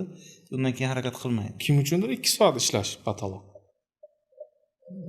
Naprigatsiya qilmaslik. Kunlik rejasini bajaradi. O'sha 200-300 ming so'm pul topish kerak, topadi, uyga kirib oladi. Bozorni kontrol qilishingiz uchun hamma jabhada plan bo'lishi kerak. Chunki plan продаж qo'yildi. Plan продаж qo'yildiki, hammaga o'sha filni taqsimlab berishingiz kerak-da. Maydalab. Agar siz kim qancha xohlasa yesin desangiz agar, bu boshqacha kartina bo'ladi. Mana oshqozon hajmlari har xil. Kimdir filman yemayman deydi, ketaveradi. Kimdir hammasini yemoqchi bo'ladi bir marta. Shu endi foiz beradiganlar shunaqa. Xodim, har xil xodim bor, har xil nafsdagi xodim bor. Ehtiyoji har xil. Siz masalan foiz qo'ydingiz, kimdir 5 million bilan qanoatlanadi, kimdir 10 million bilan, kimdir 2 million bilan. O'ylasi yo'q. Kasha sotib olish kerak emas. Bir semichka, kola, obedda shu yuribdi, unga shu yetadi. Sizni biznesingiz uni ehtiyojlari bilan bog'lanib qolgan. Bog'lanmasligi kerak deyman. Shunday-da. O'zi KPI xodimlar bo'yicha qanday qo'yiladi har bir bo'lim uchun? KPI fiksa части bor. Hozir zamonaviy shunaqa va bonusning части bor. Shu plan продажani qilsa agar shu endi summa oyligini oladi. Demak, foizda emas, ma'lum bir savdo rejasiga qarab, lekin undan ortiq bajarsa bonus sifatida qo'shiladi, lekin hech qanaqa foizga bog'lanmagan. Yo'q, bog'lanmagan. Asosan bo'limlarda shunday qo'yiladi. Ya'ni zakupdan noto'g'ri zakupda KPIlar qo'yish kerakmi? Masalan, noto'g'ri nimadan sotib bo'lsa, undan KPIlari bormi? Noto'g'ri sotib bo'lsa degan paytda to'g'ri sotib olgan deyish, taxminan eng ko'p ketadigan tovardan ko'proq olib qo'yish, lekin shunaqa holatlar bo'ladiki, shoshilib ketmaydigan tovarlarni olib qo'yish mumkin, ketmaydigan pozitsiyalarni ko'proq sotib qo'yish mumkin. Bu paytda pul ham to'xtab qoladi, ya'ni pul yurishi ham to'xtab qoladi. Bu tovarlar sotiladi, lekin asasa sotiladi. Bu holatda ular uchun, ya'ni nima demoqchiman, detallashgan KPI qo'yish kerakmi yoki umumiy baribir qanaqadir KPI qo'ygan yaxshiroqmi? Ana qarang, agar siz agentlaringizga o'sha men aytgandek plan продажа bilan KPI qo'ysangiz, siz o'zingizni ham ramkaga solasiz o'shanda. Chunki siz bo'yningizga olasiz o'sha xodimingizga to'g'ri tovarni yetkazib berishni.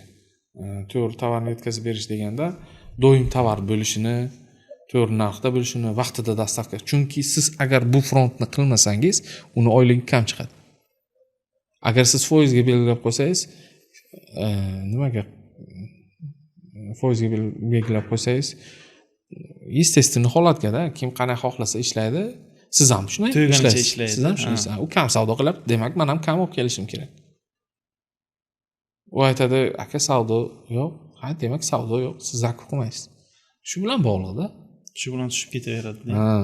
Plan qo'yildimi? Chunki siz plan qo'yganingizdan keyin siz bo'yningizga olasiz. Men bunga plan qo'ydim, men bunga vaqtida tovarni berishim kerak, dastavkasini vaqtida qilishim kerak, logistikasini, qo'lda katalogi bo'lishi kerak, masalan, programmasi ishlashi kerak, resurs bilan to'liq ta'minlanishi kerak. Chunki siz bo'yningizga olasiz o'sha narsani. Ikki tomonlama demak bo'lishi kerak. Baribir reja qo'yilgandan keyin resurslar bilan ta'minlanishi kerak. Lekin ta'minlangan odam ham resurs bilan, demak, ishni ham to'g'ri bajarib bilishi kerak. Talab qilasiz o'shanda. Talab qila olasiz keyin. Zo'r. Demak, baribir KPI har bir kompaniyaning o'zini o'sha qadriyatlariga, harakatlariga, ya'ni qanaqadir rejalariga qarab o'zgarishi mumkin. Umumiy KPI formulasi yo'q. Yo'q. Bir individual qo'yiladi, lekin demak foizda KPI qo'yish ham bu qisman to'g'ri, lekin qisman noto'g'ri deb sanaysiz, tushunishim bo'yicha.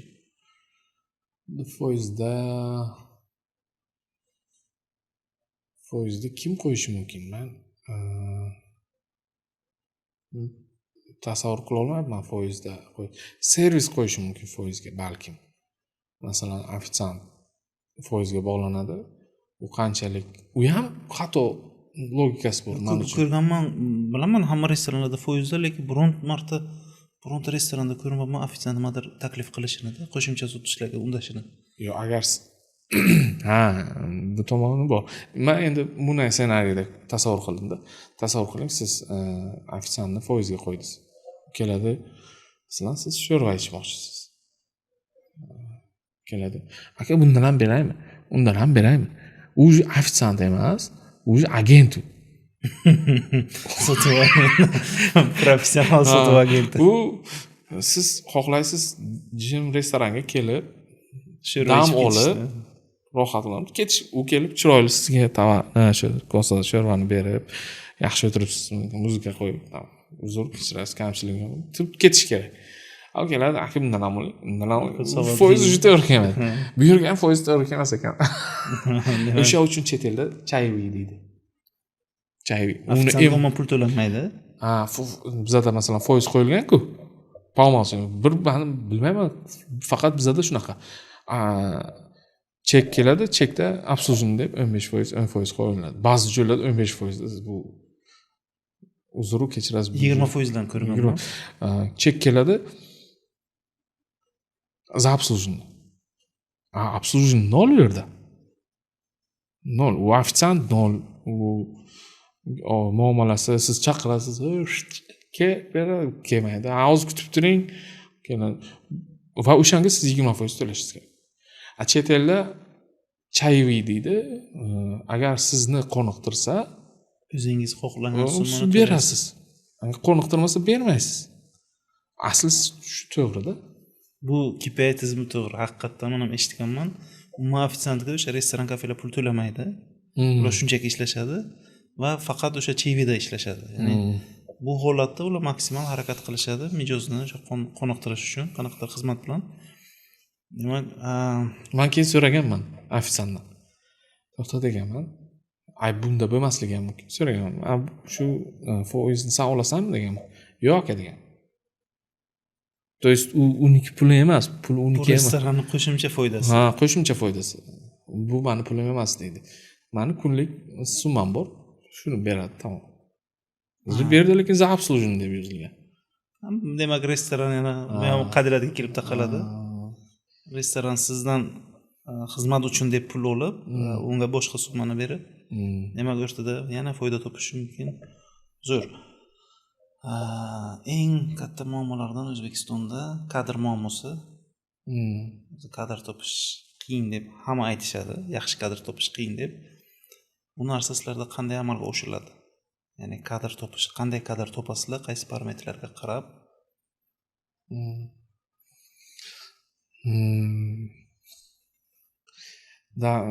Bunaqa narsa bor, qiyinchiligi tomoni.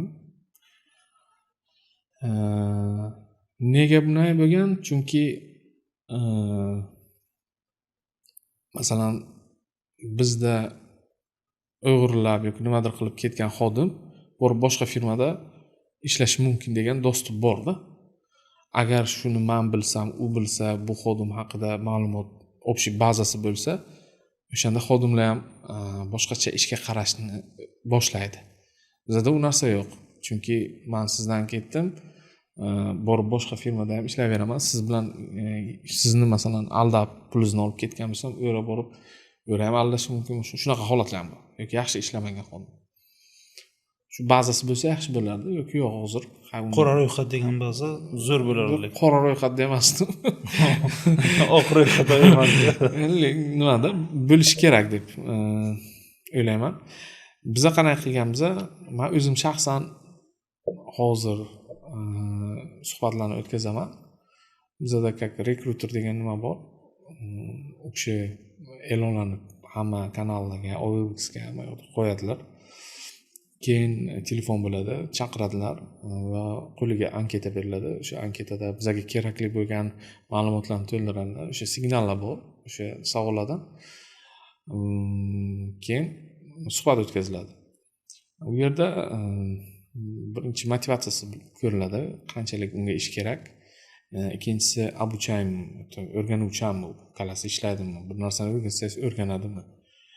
Uchinchisi kommunikabilmi, то есть qo'shilib ketadimi, bir jamoamiz bilan gaplashib nima qilib biladimi, допустим. Порядочныйmi, то есть qanaqadir qadriyati bormi, tartibli, tam bema'ni, bezori emasmi, shunaqa parametrlar bilan stabilnimi, qanchalik stabilni, shu 5 ta parametr bilan ko'raman. O'zimga shunaqa savollarim bor. 5 tadan 3 tasi, 4 tasiga to'g'ri kelsa, demak ishchilar voronkasi degan narsa sizlardan qo'yilgan albatta. buni ishchilar voronkasi. Ishchilar voronkasi bu juda muhim narsa. Zo'r. Savolim keyingisi tekuchka haqida edi. Ya'ni xodimlarni ketib qolishi bu hamma korxonalarda bor. Siz bu bilan qanday kurashasiz yo qanday oldini olasiz?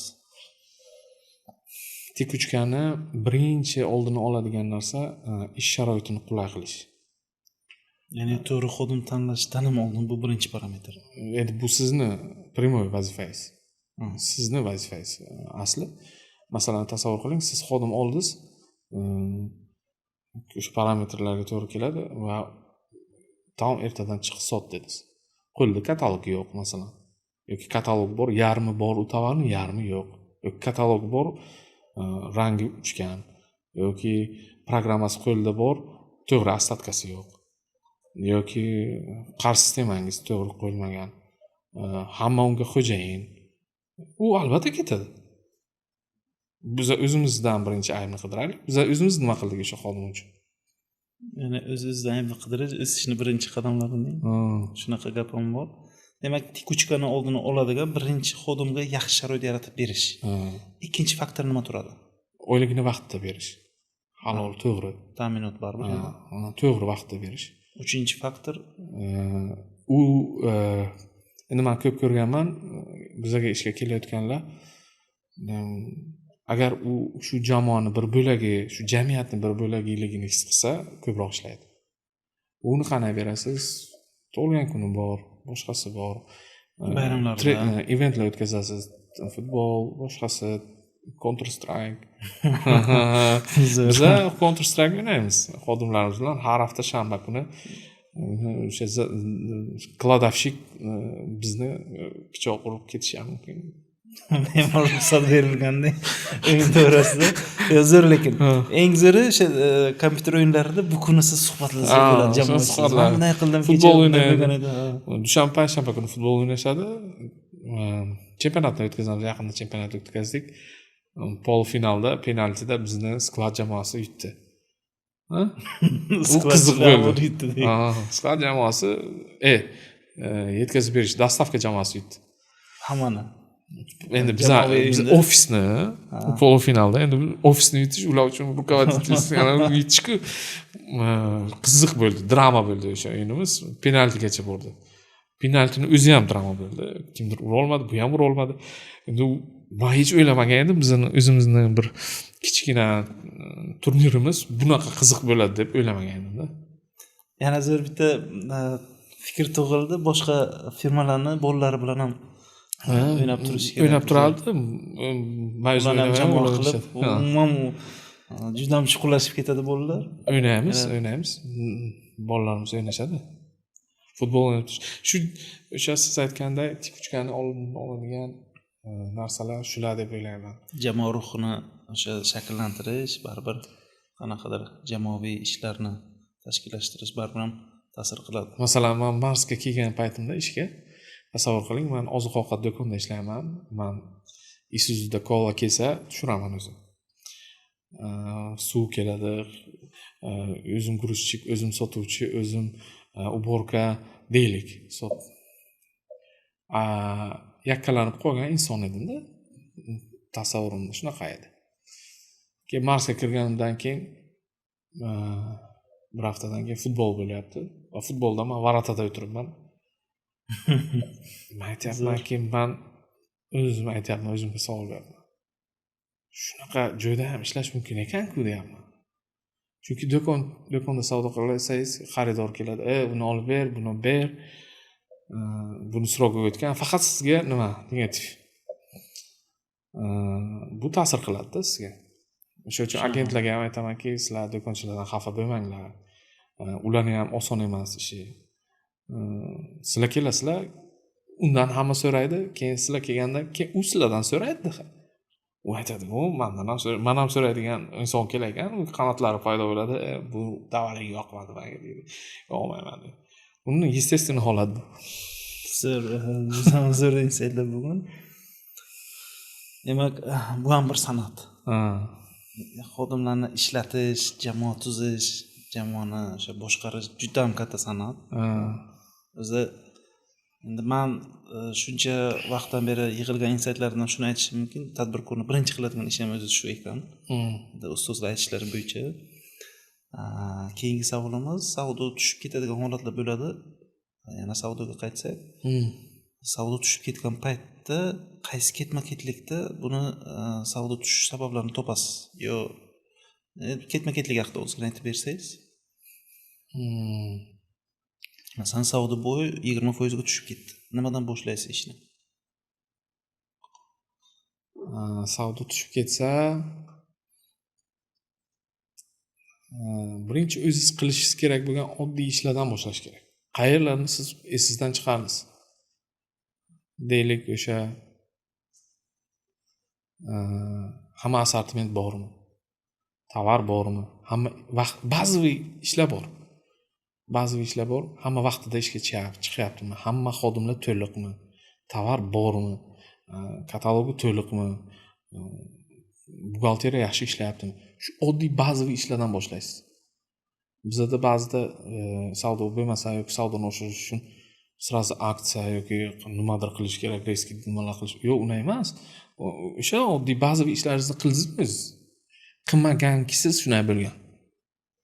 Birinchi ehtimol shu. Odatda katta muammolarni yoki umuman muammolarning sababi kichkina muammodan boshlanadi. Ichkaridan-da. Chunki ketib turgan edi shu savdo. Zo'r. Demak, zo'r bu ham insight. Birinchi oddiy narsalardan boshlaysiz. Muammo chiqmasa-chi? Endi unaqa tovar joyda bo'lgan, assortiment bo'lgan, agentlar harakat qilgan, yana qanaqadir muammo sabab savdo tushgan. Yana qayerdan qidirish mumkin? U tashqi muammo bo'lishi mumkin-da. Endi u savdo bo'lmasligi o'sha deydi, ekonomika ta'sir qilyapti yoki qanaqadir tashqi muammolar vujud. Siz o'zingiz qilishingiz kerak bo'lgan ishlarni qildingiz, bu degani o'sha tashqi muammo bo'lib qoladi. Sizning ta'siringiz yo'q. Faktorlarga ta'sir qila olmaysiz. Siz ta'sir qila olmaysiz unga. Zo'r. Shu yaqin bir necha oy ichida olgan eng kuchli insightingiz biznes sohasida, biznes o'sha bilimlarida.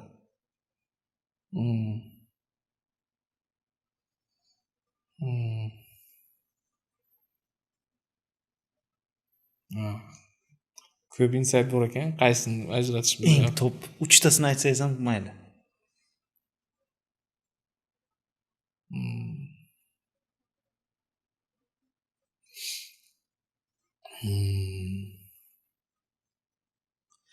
Yaqinda Mitvoy tarmoqli do'konlar asoschisi Ibrohim aka bilan o'tirdik. Shu bir kichkina dars o'tdilar. Darslarning oti asoschi mentaliteti degan case.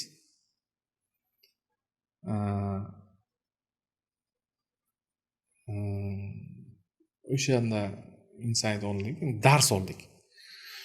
dars oldik. Bilmagan bilimlarimizni o'sha yerda tushuntirdilar. Bittasi shu. Xo'p. Yana bir insight, biz yaqinda Pladis kompaniyasi bilan kontrakt qildik. Pladis bu Ulker, Nativis. Ular ham oldin distributor bilan ishlagan. Hozir o'zini ofisi, skladini qildi va dilerlarga beryapti. Va biz bilan bog'lanib nima qildi? Insight shundan iboratki, men borganimda, ular bilan gaplashganimda, ularni shoshmayotgani. Masalan, olib kelgan tovarni ular umuman shoshilmayotgani. Men masalan aytayapman, "Davay bunaqa qilamiz. Biza baribir 1 yil protsessni ko'ramiz" deyapti. Bozorni kuzatamiz. Jiddiy kompaniyada bozorni kuzatamiz. Bu yerda hammasini ko'rishimiz kerak. Biz bu 1 yil o'rganish davri deb qo'yganmiz. va mani hamma takliflarimni yozib olib, bu yerdagi kommersiy direktor yozib olib, 3 kundan keyin telefon qilib, sizni mana bu taklifingizni biz qo'llab-quvvatlaymiz, bunisini yo'q deb sovuqqonlik bilan ishlayotganini ko'rdimda. Endi bilmadim bu qanchalik bir yildan keyin natija beradi. Masalan, kontrakt qilganimizda hali men tovar ham olmadim. Va u tovar olginam demayapti. Va u biladi, что biz sotib bilamiz. Ishni boshlab yuborsangiz ham bo'ladi, lekin u ham shoshmayapti. Keyin eng qizig'i, masalan, qarz bozor dedingiz. U 100% naqdga ishlayapti. Hattoki dastavkani ham o'zi qilmayapti. Outsource kompaniya olgan, u qilyapti dastavkasini, chunki hammasi 100% predoplatada ishlayapti. Kassiri ham yo'q, bank bilan kontrakt qilgan, bankomat olib kelib qo'ygan, naqdga agar dastavshik pul olib kelsa, o'sha bankomat orqali shotka tashlaydi. Men uchun bu kosmos. Ofisda bankomat qo'yiladi, siz har kunlik pulni yuborasiz. Shotka tashlaydi. Men uchun bu kosmosda. Qarang buni. Yo'q, biz shoshmayapmiz. Hozir deyapti, agar men qarzga berishni boshlasam, uje 40% ga oshadi savdom. Yoki bu oddiy qilinish kelgan masalan shoshib qilsam agar oshadi savdo, lekin biz tovarimizni potensial nima srogini o'tkazib qo'yishimiz mumkin. Narxni ham masalan pasaytirib qo'ymagan, emotsiyalarga kirib, "Davay bozor kirish kerak." Yo'q, umerin narxlar. Bu men uchun insight bo'ldi. Shu masalan siz aytganda qanaqadir qadriyat, strategiya va o'shandan og'mas filosofiya, o'sha olmaydi, shu bilan ishlayapti. Shu tomonni ko'rdim. Endi o'zimga yangi edi bu. Zo'r. Oxirgi 12 oy ichida sizga eng yaxshi natija keltirgan, ya'ni distributsiya sohasida strategiyangiz qanaqa bo'lgan? Shu oddiylik qaysi instrument sizga zo'r natija berdi? Yana aytaman. O'zingiz qilishingiz kerak bo'lgan hamma ish, ba'zi ishlarni qilish. Ya'ni ba'zi ishlarni iloji boricha yaxshi bajarib qo'yish doimiy sizga o'sha yaxshi natijalarni beradi. Zo'r. Oxirgi savolimizni berib qanaqadir tabletka yo'q-da. Sehrli tabletka. O'zi shu bo'yicha hamma shuni qidiradi. Shuni aytmoqchi edim. Biz ko'pchilik sehrli tabletka qanaqadir shu Harry Potterning esida bo'lsa, o'sha tayoqchasi bor edi-ku, sehrli tayoqcha. Shuni nima silkitsini, nimadir o'zgarib ketsin. Yo'q, unaqa narsa. Aslida hammasi oddiy. Masalan, reklama dedingiz. Yaqinda Reverem degan suvmi shunaqa chiqdi. Hamma joyda reklama qilyapti. Lekin polkada yo'q. Yoki polkada bor, xaridorlardan yaxshi odzivlar yo'q. Misol ular ham masalan reklama bersa, o'sha sehrli tayoqcha. Oldin bilsangiz agar Yax degan parashok bor edi. Eshitganim Yax plus qanaqa reklama qilardi? Mahsulot yo'q. Hali chiqmagan. Yo'q, chiqmagan. Skora Yax deb butun O'zbekistonga katta pul tikkan. Shu yerda bitta savol tug'iladi. O'zi bunaqa katta brendlar bozorga kirish paytida marketolog yo'llashadi. Ya'ni kerakli xodimlarni yo'llashadi. O'zida bu narsalar marketing kelib taqaladi. Nima bu holatda ular marketolog yo'llashmaydimi? Endi o'ylaysizmi, masalan, o'sha Yax parashoklarda? O'sha payt shu bozorda bunaqa igrok o'yinchilar ko'p emas edi. Hozirgidek ochiq savdo tizimi yo'q edi. Ular единорог birinchi edilar. O'sha payt dilerlar, to есть parashok masalan 3-4 xil parashok bor edi. Hozir necha xil? 100 xilgacha bo'lishi ham mumkin. Bitta segmentda 5 xil bor. Hozir siz masalan u ishni qila olmaysiz. Lekin o'shanda ular yaxshi pul ishlashgan. Lekin aftek polkadan yaxshi ketmagan u mol. Men bilaman o'sha Yaxni intriga qilib, boom qilib va bu parashok deb chiqarishdi-yu, va dilerlar yugurib borib katta raqamlarda pul ostatkalar olishdi. U hali sotilmabdi-ku, bozorga kirmabdi. Bozor uni narxini belgilamabdi, uni xaridor olib nima qilmabdi. Va o'sha dilerlar bankrot bo'lganini eshitganman. Katta raqamlarda nimalar olib, parashoklar skladni o'zida musor bo'lib qolganini ko'rganman. Reklama xato ishlagan, demak, reklamaga uchishgan. Bu yerda marketolog to'g'ri qildimi? Bu yerda men ko'rayotgan xato birinchi bu firma polkalarga joylashib olib, keyin reklama qilish kerak bo'lgan, tushunishim bo'yicha. U pulni oldi. Marketolog bu yerda aniq xato qilgan. Chunki u marketologni ko'p kishi o'ylaydi, marketologni chiroyli reklama tuzib, joylashtirib qo'yadigan odam deb o'ylaydi. Aslida marketologning ishi ishlab chiqarishdan boshlanadi. Shu bazaviy ishlar, eng bazaviy ish. Birinchi o'zi qilish kerak bo'lgan ish bu holatda, tushunishim bo'yicha ishlab chiqarishni, ob'yomlarni hisoblab, bozorga qancha parashut ketishini hisoblab, ishlab chiqarib, distributsiyani yo'lga qo'yib, hammasini polkalarga kirgizib aytganingizda, keyin reklamani ishlatsa juda ham yaxshi effekt beradi. Chunki reklamani baribir FMCG tovarlarda vazifasi shunchaki reklamani vazifasi yagona mahsulotni boshqa mahsulotdan oldin ajratib olish tam. O'sha nomni, brendni nomini mijoz miyasiga kirgizish. Bu oxirgi etap. Bizda oxirgi etapdan boshlash yaxshi ko'riladi-da. To'g'ri aytasiz. Revering masalasida bitta qo'shimcha qilmoqchi edim. Biz odatda yo'lda yuraman. Hamma reklamalarni analiz qilib yuraman. Biz o'zgina boshqacha ko'z bilan qaraymiz. Men rostini aytsam tushunmadim buni nimaligini. Endi sizga savol. O'sha qo'shiqchini qo'yishganda ular. Qo'shiqchini qo'yishgan nimaligini tushunmadim. Bu qanaqa mahsulotligini tushunmadim. Lekin nomi esimda qoldi. Birinchidan, men ham tadbirkor sifatida marketing yaxshi ko'raman. Yaxshi ko'raman, bunga e'tiborli bilan qarayman. Kichkina detallar, ko'p narsa haqida aytishni. Qo'shiqchi qo'yilyapti. U qo'shiqchini nimasi auditoriyasi bor, lekin bu degani 36 million auditoriyasi bor degani emas, qanaqadir kimlardir uni auditoriyasi. O'zi agar mahsulot o'sha auditoriyaga to'g'ri keladigan mahsulot bo'lsa, o'sha qo'shiqchini auditoriyasi. U auditoriyaga to'g'ri kelsa, muammo yo'q. To'g'ri ish qilgan. Lekin yana qo'shimcha qay darajada to'g'ri bu brendni suhbatlashishimiz. U insonni o'rniga o'sha mahsulotni rasmini katta qilib qo'yardim. Men bo'lganimda. Birinchi etapda. Birinchi bosqichda, ikkinchi bosqichda mayli. Qanaqadir 100 bilan sotish mumkin. Lekin birinchi bosqichda reklama qo'yilayotgan paytda baribir mahsulotni o'zi ko'rsatilishi yaxshiroq. Marketing juda muzik fan. Masalan, yana bitta sizga case aytishim mumkin. Shu Karlovari suv sotamiz misol. Karlovarini oldin Blanc Blue sotilgan. Sotilyapti, ha? Lekin o'sha gazli pozitsiyasi Blanc Blue brendini gazli pozitsiyasi olib qo'yildi, o'rniga Karlovari kirdi. Nega bunday qilindi? Keyin suhbatlashdik, aytishdiki, hamma suvlar istochnik nomi bilan qo'yiladi, brend.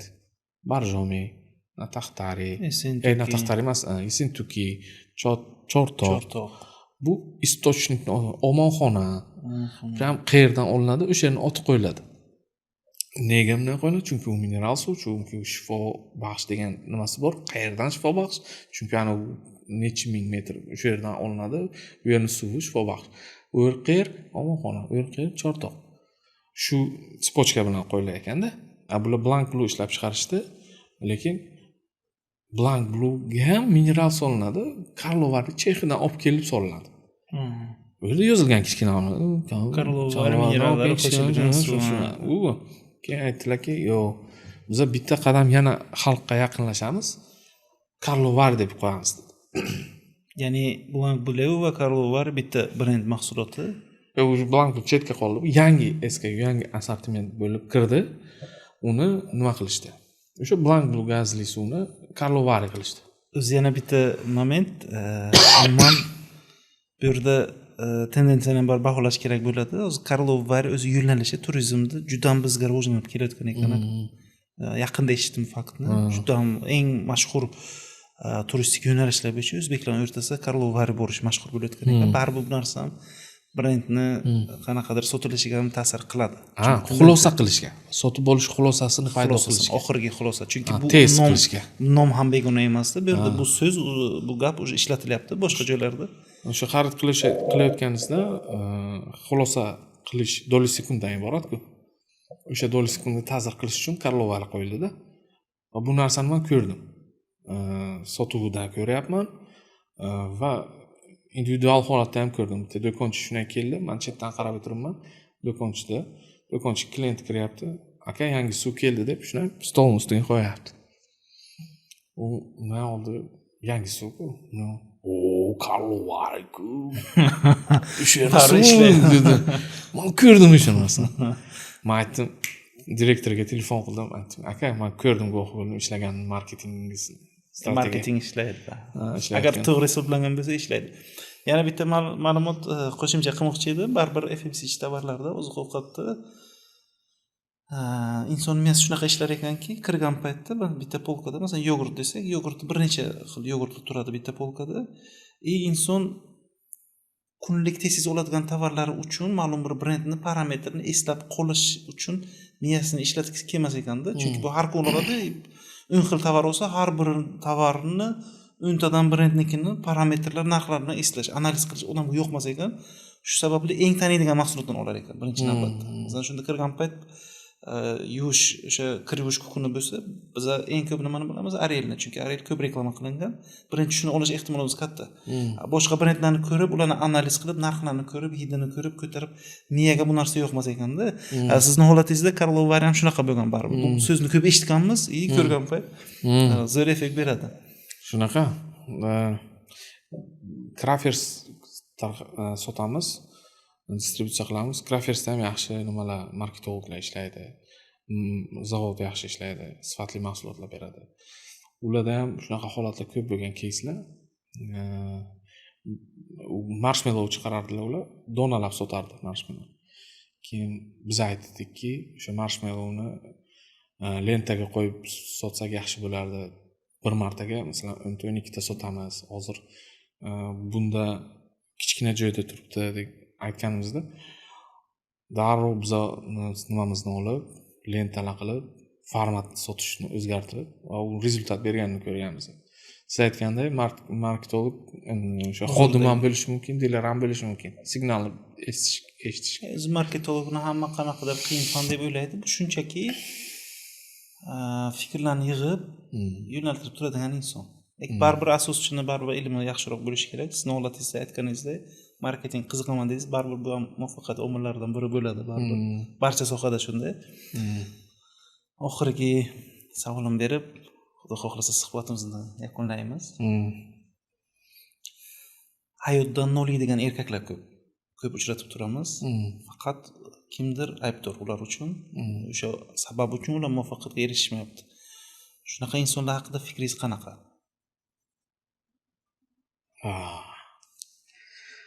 O'z distributsiyaga bog'liq emas-ku. Biz odatda oxirgi savolimiz qanaqadir qiziq filosofik savol berib suhbatimizni tugatamiz.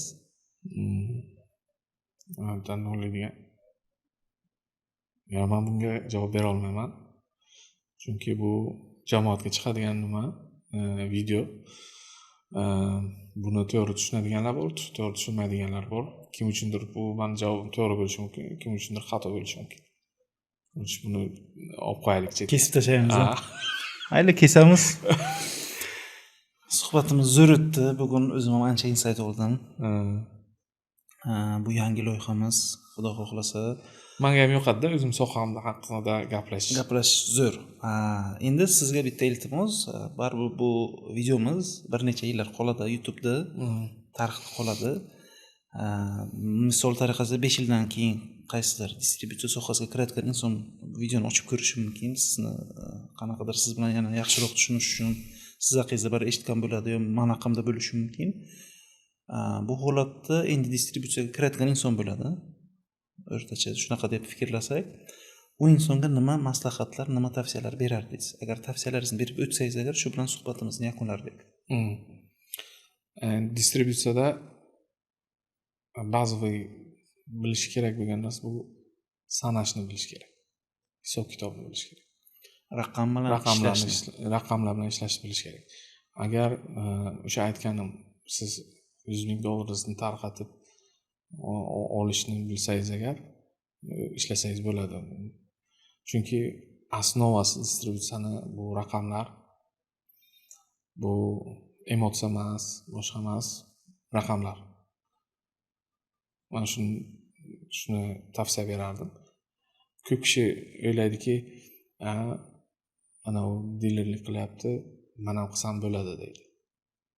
Yo'q, lekin sizda uni kачестволari bormi? Hisoblash, boshqasi bormi? Bo'lmasa, siz boshlaysiz, qiyin bo'ladi. Zo'r. Bizda baribir bo'ladi bunaqa holatlar. Birovni baribir yaxshi hisoblashni yaxshi ko'rishadi. Kimdir yaxshi ish qilsa, albatta shunaqa ish qilishni xohlashadi, lekin baribir har bir kasbni o'zining ilmi bor.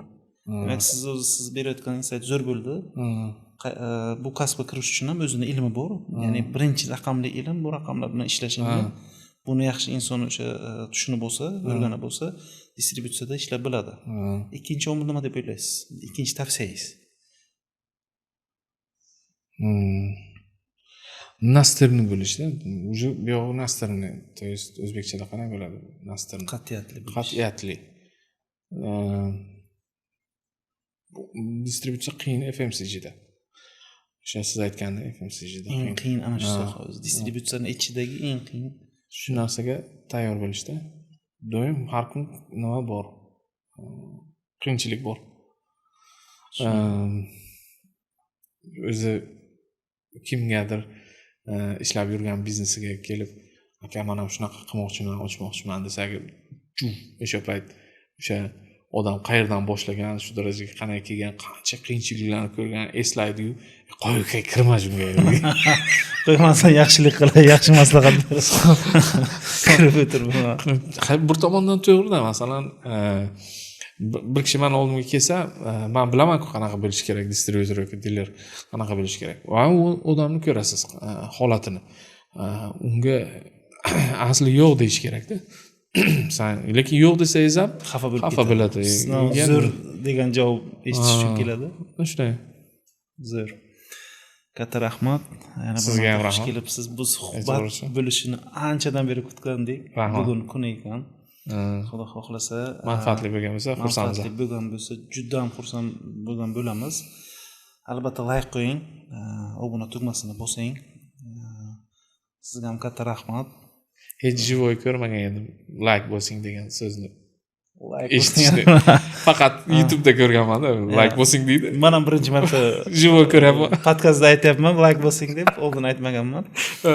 Demak, shunaqa qilmasak ahvatlar oshmaydi, chunki kirishlar ko'p, unaqa ulardan bitta like bo'lsa, nima ketibdi? Ha, agar foydali bo'lgan bo'lsa, albatta xush kelibsiz. Katta rahmat.